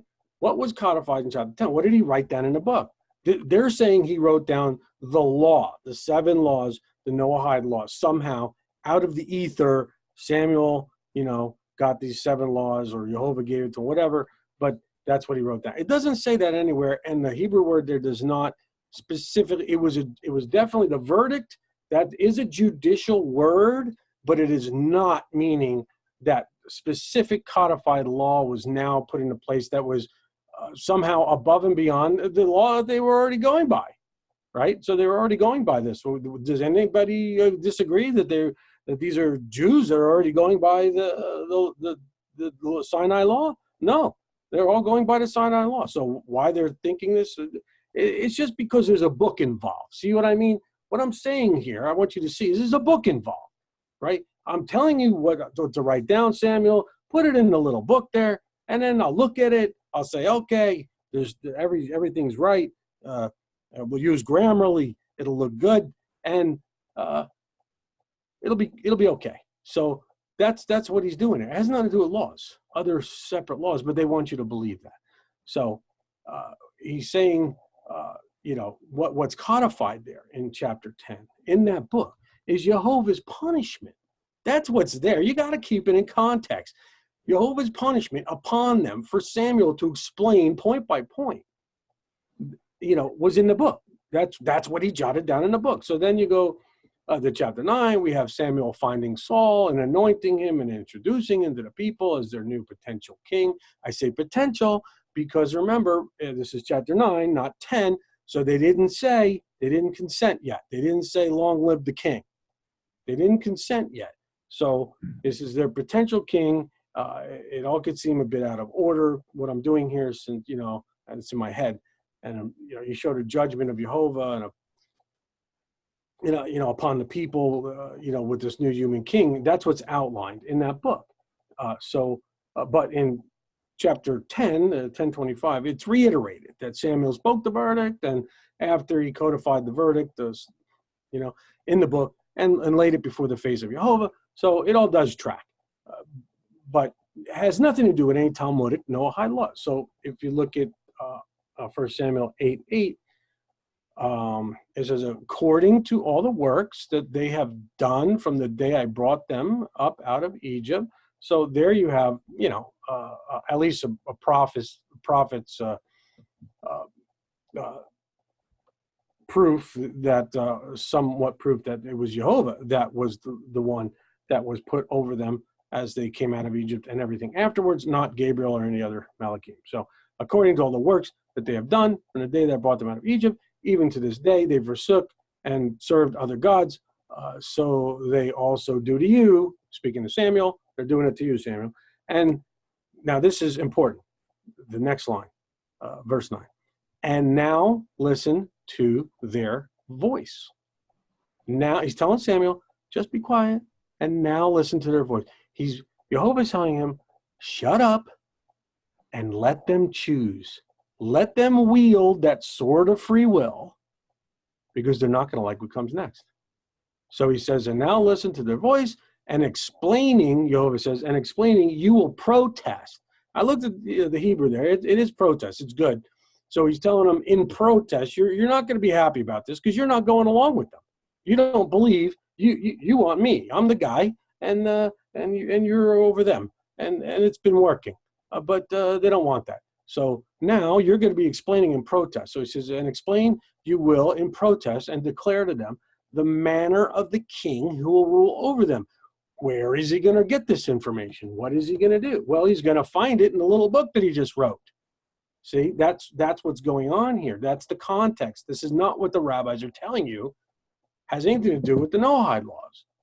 So when you look at 1 Samuel, again, verse 10, it outlines it outlines these what he wrote. And it says, and Samuel spoke all the words of Yehovah to the people who were asking for a king, and said, this is the manner of the king who will reign over you. And it gets ugly. It's like 12 points, 10 points. He will take your sons and appoint them as chariots and horsemen, and they'll run before the chariot. They're not even going to get a horse. They're going to have to run like a horse. And he will appoint himself heads of thousands of fifties, and they will be reaping his crops, and they'll make his weapons, and they'll fix his chariots, and they'll take your daughters and make them cooks and bakers, and your fields are going to be filled with you, and I mean, it just gets worse and worse. It's a complete and utter disaster, and they're going along with it, So this is the context. So when they say to you, oh, the Talmud says this, and in 1 Samuel we have the law that was given there, you now know it's not the law. It was far from that. It was punishment. It was literally, like I said, you didn't like the first guy, you're not going to like the second one, and that's just how I could bottom line it, But I'm sorry to talk so long, but that's I just want to make that understood, because it's important. If this stuff is going to start coming down on people, I don't see how it can, Judith. I really can't. I don't know. Can you see how it can come down? I don't see it worldwide. I hope not. Can I see it? Yes, there is room for it because they are so psychopathic. But maybe everything develops in a totally different direction. But I cannot completely rule it out. Let's put it that way. Yeah, I guess so. I mean, you never know how things work out, but it's a lot of people to try to get under that gun. It's and strangely enough, though, I don't know. I don't think they've done it in Europe, although there's people from all over the world sending, and probably after this, they'll send even more different things that they're talking about on this being instituted somehow in Europe or wherever. But it seems that they've really taken possession of the U.S. Because like I said, in '92 you had that. You had the laws from Daddy Bush, right? Which looks innocuous, but if you understand what their version of the Noahide laws is, and if you know what their Talmudic laws say, in conjunction with that, in other words, how they can, put you in jail for 20 years for the slightest thing, or cut off your head for blasphemy and all these other things, like in other words, like we were talking about, right? In their Talmud, nobody else will be able to keep a Sabbath of any kind. I mean, if you want to keep a Sabbath on Monday or Tuesday or whatever, you can't do it. I guess evidently you got to work 7 days a week, because Sabbath resting is only for them. And, so this is actually a law of segregation. It's a law of separation. It's not, when you hear them talk, they're like, oh, it's so beautiful. We'll make the world beautiful again. And this and that, the other thing. Yeah. See, it's all about semantics. Nobody ever asks, right? Nobody ever asks these questions. Right? Well, who's it going to make the world better? Well, for everyone. Well, who's everyone? Let's break it down a little further there, Rabbi. So, it's, but I do wonder that, I don't see how they can do it, but they are seeming, and now we have a few weeks ago, somebody sent me something. I think it was before you even contacted me. Somebody sent me something about another law that strangely enough, well, I guess not strangely enough, but that Donald put into action there. Something about along these lines of the Noahide laws. So it had something to do about education. Oh no, that was the one from last week. But it was another one that had to do with it, and that it was like a whole nother definition and something. I can't remember exactly. I'm sorry. I get a lot of stuff. But then last week you saw, was it you that sent me the picture, or somebody sent me a picture of him surrounded by rabbis in the Oval Office? Yeah, And, yeah. I sent you that. yeah. And he's signing yet another level of this, where it's Education Act and re-education and and stuff like that. So I didn't think it would ever get legs, but evidently under him, it seems to have grown, like an octopus amount of legs. So yeah, I mean, he and Chabad Lubavitch, they are, especially if you throw in his son-in-law, Mr. Kushner, they are in it up to their eyeballs. yeah.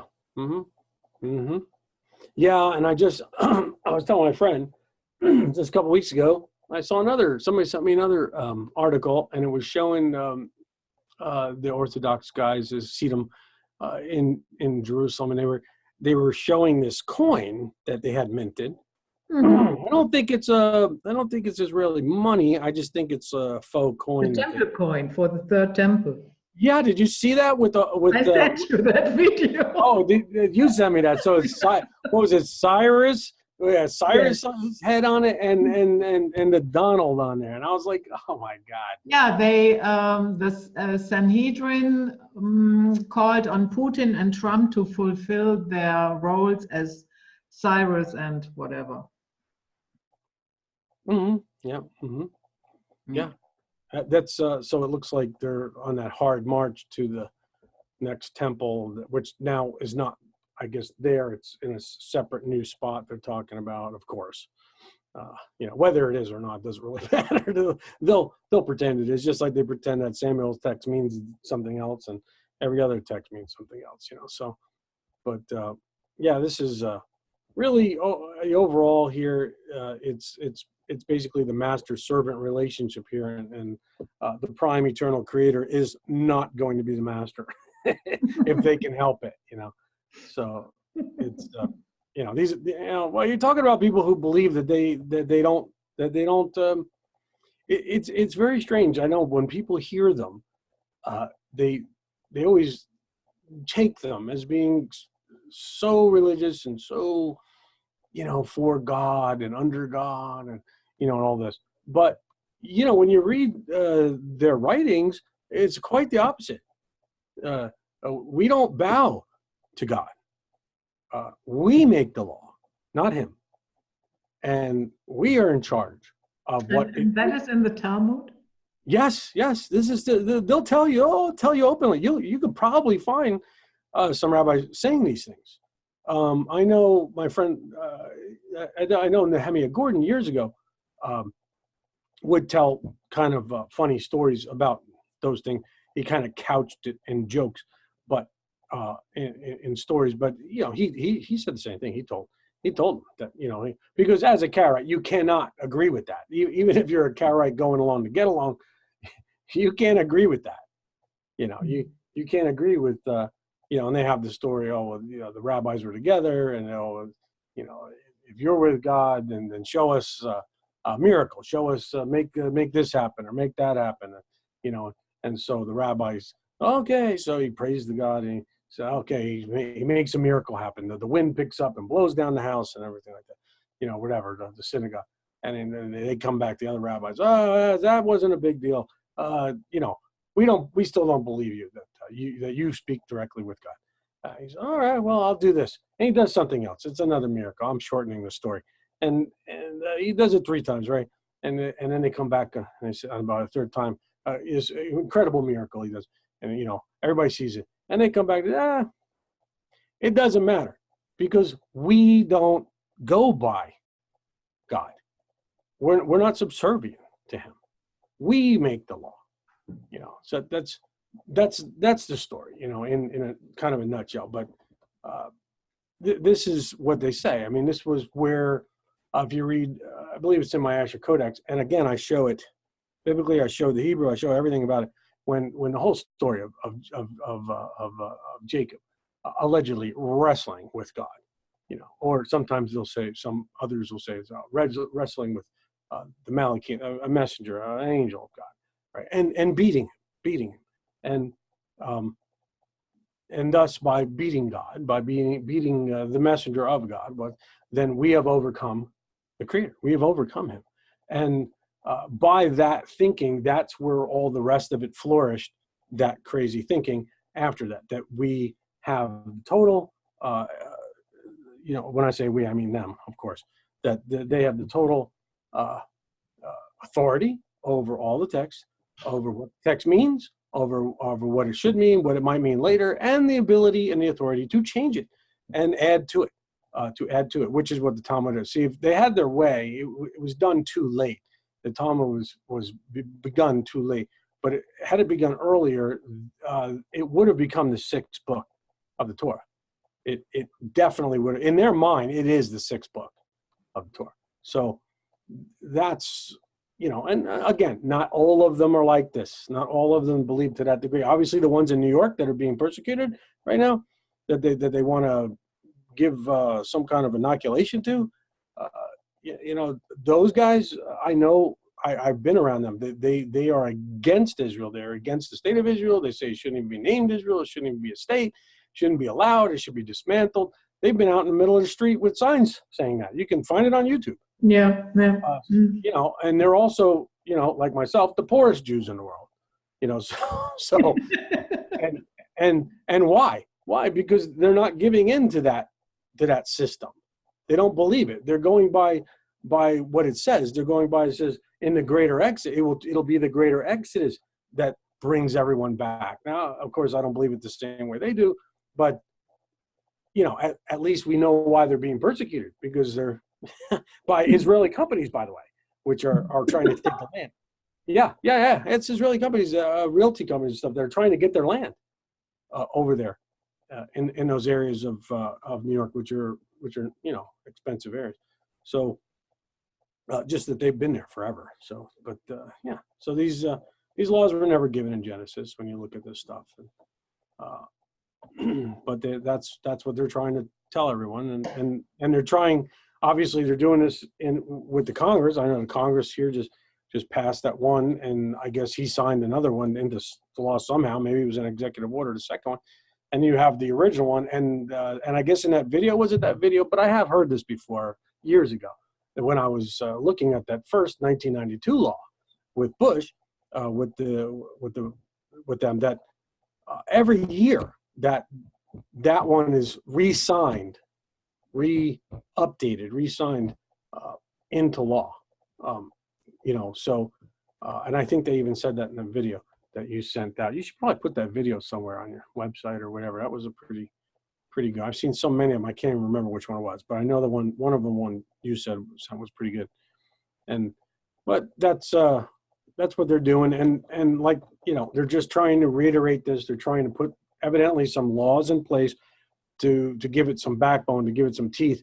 And then in the meantime, through marketing efforts, through, as you're seeing through videos and through different articles, they're talking about this Noahide law more and more and more and more.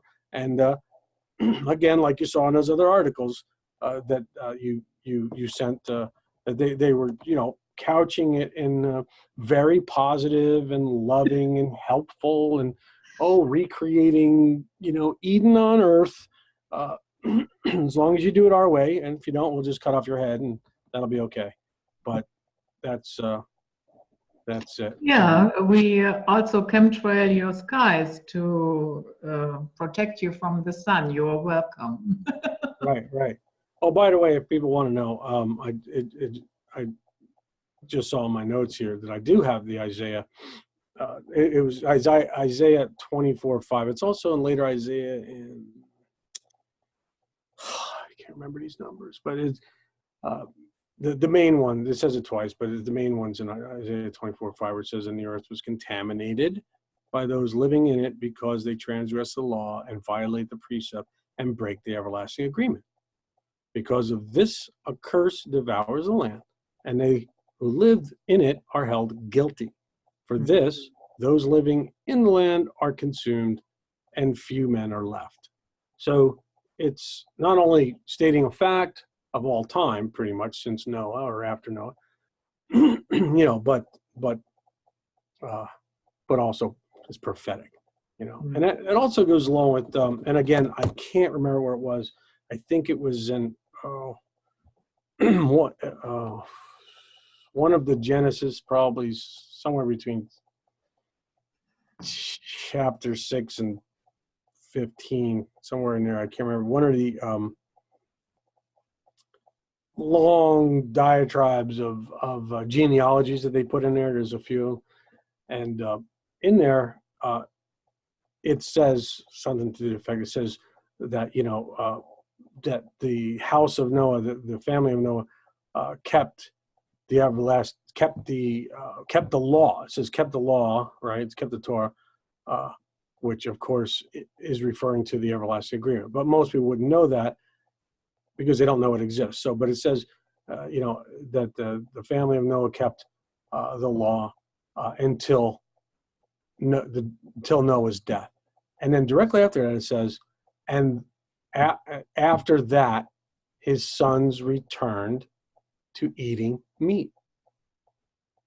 So right there gives you the context of what the law is, because you're just reading it. You don't know what the law is. You're going, Noah had the 10 Commandments? So you're like, what law are they referring to? But then he says, but then his sons returned to eating meat. Well, that's the law. But if you don't know the everlasting agreement, the first law exists. If you don't know it exists, if you don't know the second law exists, if you don't even know the 10 Commandments is the second law, then how would you know to ask what's the first? And then when you read something like that, how would you even know that you wouldn't know that the law it's talking about is the everlasting agreement? And there you go, boom, his sons returned to eating meat. So there's a lot of stuff like that where you can, where you go through. I have all this in the Land of Meat and Honey book, which is the important one to read. But like I said, if you go in Isaiah, Isaiah 1:11, all right, there's that 1:11 again. So you see that. But you go to Isaiah 1:11, I remember off the top of my head, that one really goes in 1:11 through 5 or 6 verses after that. If you want to look at how he hates everything that comes out of their mouths, or pretty much out of everyone, right? That's a good one to read, that section, because that one's a killer. And, again, when we get back to, like we were talking about before, your new moons, your Sabbaths, I can't endure them. Your new moons, your appointed feasts, I hate them. I'm weary of them, and all this stuff. Your hands are full of blood, your blood on your lips, all these different things that he says, right? When you look at that, it's always, when I put it in my book and I put this in, I always, put in all caps the word your, Y-O-U-R. I cannot endure your new moons, your Sabbaths, your assemblies, your feasts, your prayers. He's not saying he can't endure his. It's yours, because yours are different, right? Why are they different? Because you don't have any of the truth. You don't have any of the original truth. You don't have the everlasting agreement. You don't have the holy days. You don't have the calendar for the holy days. You don't have the prophecies for the calendar. You don't have any of it. And they had it. I'm not saying they didn't have it. We didn't have it, but they did have it. So, and maybe not all of them had it, but somebody had it. They were hiding it. And that's what he's saying there. And that's what these guys are doing. Now they're just going to hit us with their reinterpreted ideas and laws and whatnot. But again, that's all in the prophecies, isn't it? You go through the prophecies. What would I say, right? What is it in somewhere in the New Testament? I know I've heard it. That someday they'll make laws and kill you and say that they're doing it doing it for God, or Yeah. Yeah, I can't. I don't know the New Testament. Yeah, I know what you mean. That they will kill the followers of Yeshua. I don't know that it was. When I look at that stuff, to me it's prophetic. So I think it's talking about a wider scale, a wider breadth of people, not just Christians. But I mean, if you're Buddhist and you think Buddha is son of God or any derivation of that? Do you think he's a friend of God? He's the cousin. He's a second cousin of God. Did I ever tell you that I practice Tibetan Buddhism? Yeah, you did. Yeah. But the Buddhists really don't work with the concept of a God. Right. Right. But, in a lot of aspects, but you got to realize everything that they have now has been highly corrupted. Also, everything's been highly corrupted. What they have now is not what they had 10,000 years ago, whatever it was. No, of course not. So it's all highly corrupted in the same way. If you go through all the religions, it's all corrupted in the same way. All the paganism is nearly identical. No matter where you go, I don't care. These people never saw each other, whether Mesoamerica, and whatever. You got people in Africa, they never saw each other for, but going back for as far as we can see, when we know they weren't seeing each other, they weren't neighbors, they all have the same practices, the same hideous, human sacrifice and animal sacrifice, and many of the same things parallel. So, this didn't happen accidentally. It happened because someone was pushing the agenda, but these Noahide laws will be for the punishment of all Gentiles, for sure. Because that whole worship of Jesus is totally violating the first Noahide law. There's no doubt about it. It's a death penalty,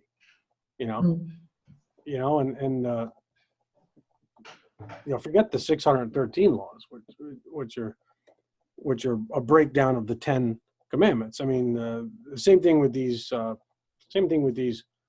Noahide laws. They say, well, there's 7. Well, they say 7, but what they're not telling you is what they believe is that these are 7 headings. There are 7 headings. Exactly. Yeah, and under each heading is now a breakdown, like a flow chart, if you will, of every other conceivable thing that we can throw in there under that's related to that heading. And it comes up to about 211 from what I've seen. But just like the 10 headings, the 10 commandments, the 10 words, all right, that Christians, people have never really understood that it's not 10. And they got 613 out of it. Now, I know how they got 613. It's not an arbitrary number, but they think it's 10, but it's 613, and it's the same thing. It's 10 headings, and it's breakdowns under each one that come out and flow out to down the paper to the right, to down and to the right, So it's a whole flow chart of 613 more laws. But and by the way, for people that don't believe that I may be correct on the name of the Creator when they read it, and or the identity of Him versus the him, her, whatever, and the identity of the Yehovah entity and anyone else after that. The proof is in how they got those 613 laws, and how they hid the name. See, they hid the name. They've always hid the name. It's under penalty of death. In my Asher Codex, by the way, I show you how it's very high probability that the reason why Yeshua was actually killed is because he was teaching that name in public. It was bad enough that he was teaching it to anybody who was not directly related to him. He was a rabbi. He was a teacher. This is definitely known. He was. So it was legal for him to teach, by their law, his top student or his first son the true name of the Creator as it was given to Moshe. And by their law, he's only allowed to do that, or I'm only allowed to do that, anybody's only allowed to do that, once every 7 years. Literal codified law. Okay. So he was teaching 12 guys that who were not his sons, and they can't all be his first students. So that right off the bat, boom, he's done. And then he started using the name, which I show him in my Asher Codex, I believe, where he's using the name in public. And then using it again in that whole scene when they came after him, all the Romans and the Pharisees, the Garden of Gethsemane, and all that. So I show that he was using that name, and that's probably why he was killed. But these guys, they know the name. See, they know the name, and I show in my books under, I think it's the Esther Codex. I have a whole chapter on it, on the name, and it's important because it shows how they work. See, it's not just what I'm saying. It's listen to how they work. Learn how it works, because then you'll be able to identify the enemy wherever it is, no matter what the writing is. That's why I said, remember, the character of the Eternal One is a creator, not a destroyer.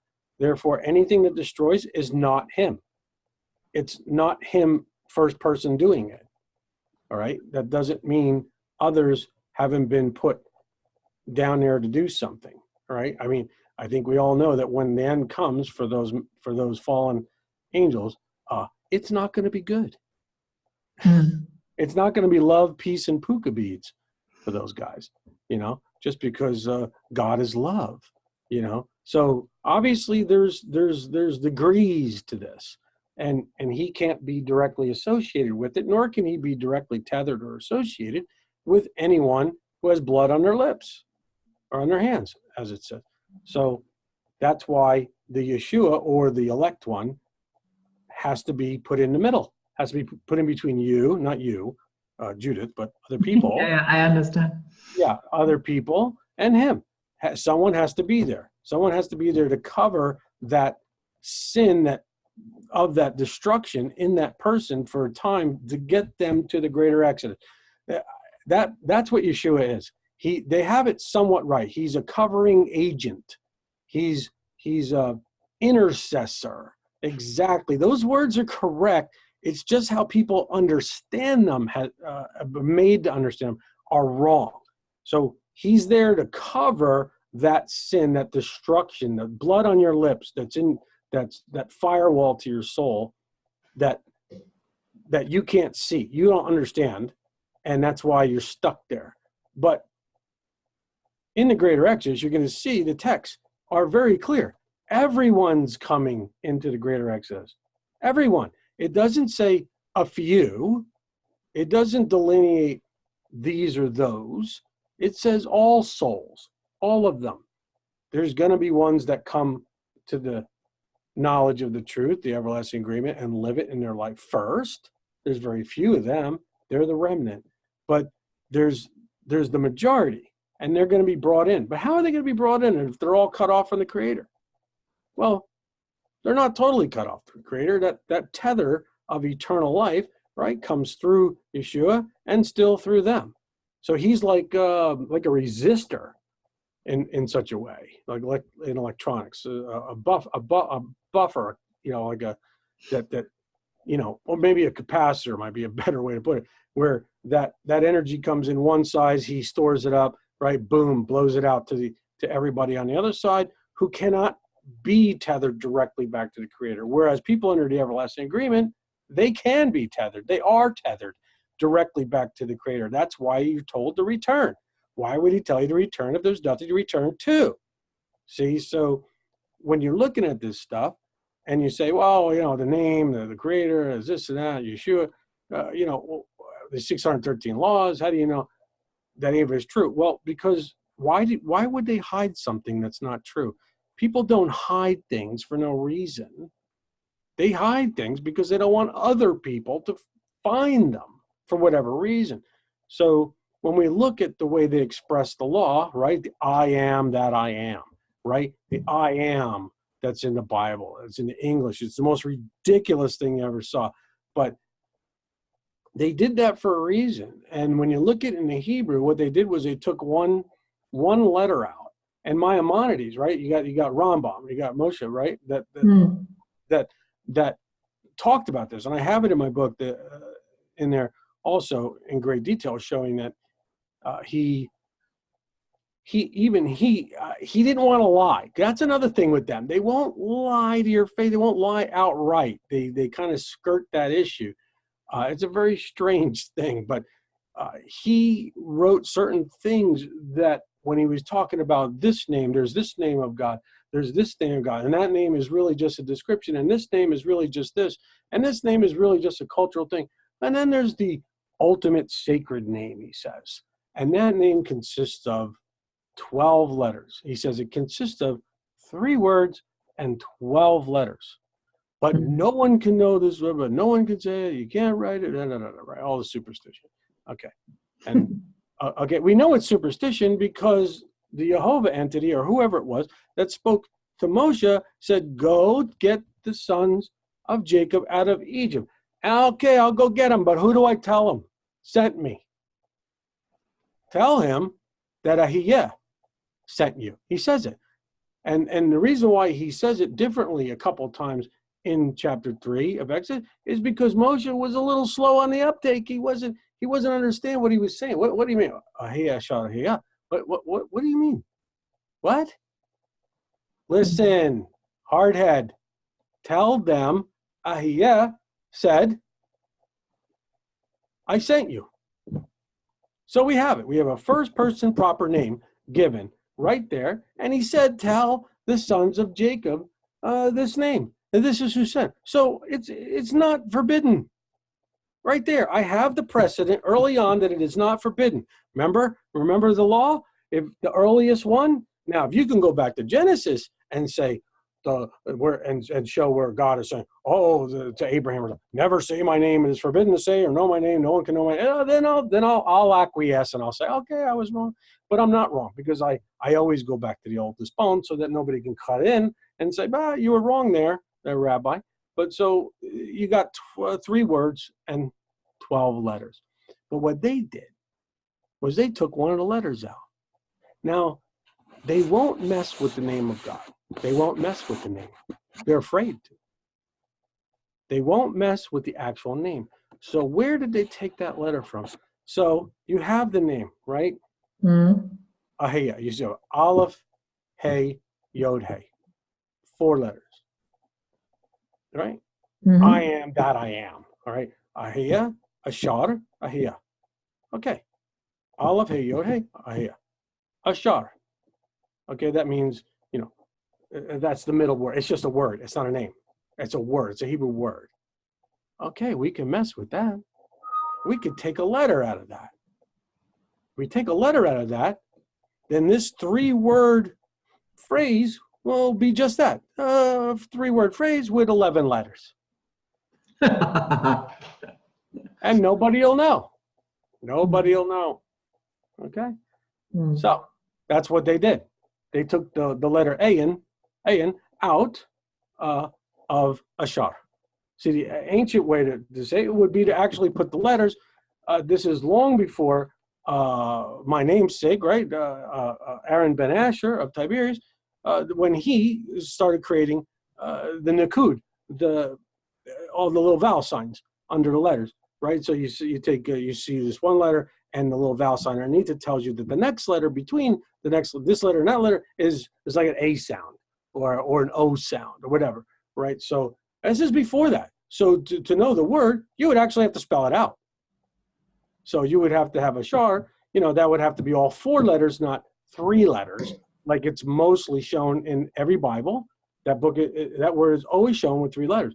But if you put the Ayin back in, okay, then you have 3 words, 12 letters. Now, people would say, well, big deal. You put a letter in. So you made it 12 letters. You did that. You made it 12 letters. How could you prove that it was originally 12 letters that they took the 1 letter out? Well, what if I told you that 613 laws are built off the original holy super sacred name that consists of 3 words and 12 letters? Well, how would that work? What is 3 words, 12 letters got to do with 613 of anything? Well, let's look at the number 613. Where'd it come from? Well, gematria. That's where it came from. Every letter in the Hebrew alphabet, or it's like English, whatever, is associated with a number. Okay? So when you take all the numbers associated with the letters in the 3 words with the 12 letters, guess what it amazingly, magically adds up to? 613. Give that lady a Cupid doll. That's right. So I know. I just picked that out of the air. I stuck the A in back in and said, this is probably how it was, and you should believe me. Well, no, that's not what I did. I mean, I know what it was. So I stuck it back in, so now you know what it was. But that's where they got it from. So this is how they work. So this is mostly what I teach, right? I show people, like when I show people the different things, like in the books, I want you to return to the Creator. That's what I want you to do. That's what I was put here to tell you to do. That's it. I don't teach anything else. I don't teach prophecy. I don't teach anything else, really. This new thing with the Noah prophecy thing, I only did that because it's so dramatically close at hand. And I was convinced of that. And I can tell you the only prophecy I've ever been convinced of in my entire life is the prophecy of the greater Exodus, because I've always known it. We've all always known it. It's you who hasn't known it. And it's the only prophecy to date that I know of that is fully and thoroughly provable from front to back. All the rest of them are just pieced together stuff that people look at it and they come up with ideas and they think this is the time frame for it. They're all wrong. So that's the only one that I've taught on, and that's why there's a book on it. The new one with the Noah prophecy, believe me, I didn't even want to do it. But there's reasons why I did it, and they're explained in that book. I'm not going to get into it here, but it's what I'm showing people. Yes, I want people to get back to the everlasting agreement. That's the only thing I teach.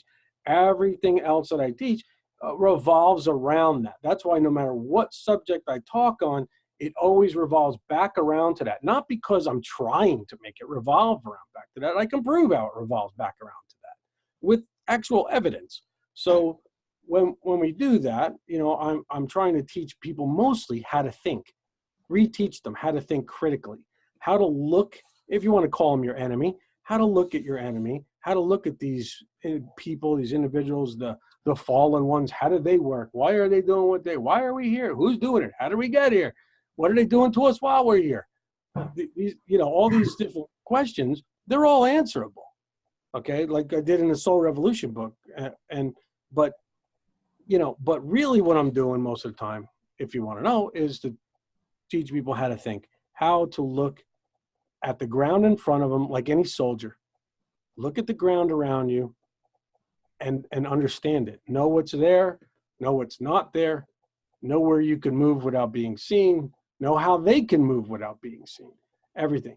That's basically the simplest part of it, So that's it. But I thought I'd throw that in there because it's interesting proof to show people how something so important as the true name of the Creator that you should have and that you should use wisely and with the utmost love and respect, but at the same time, you should know it. Because what does it say? How many prophets have said, well, when the time comes, you call on my name and I'll save you.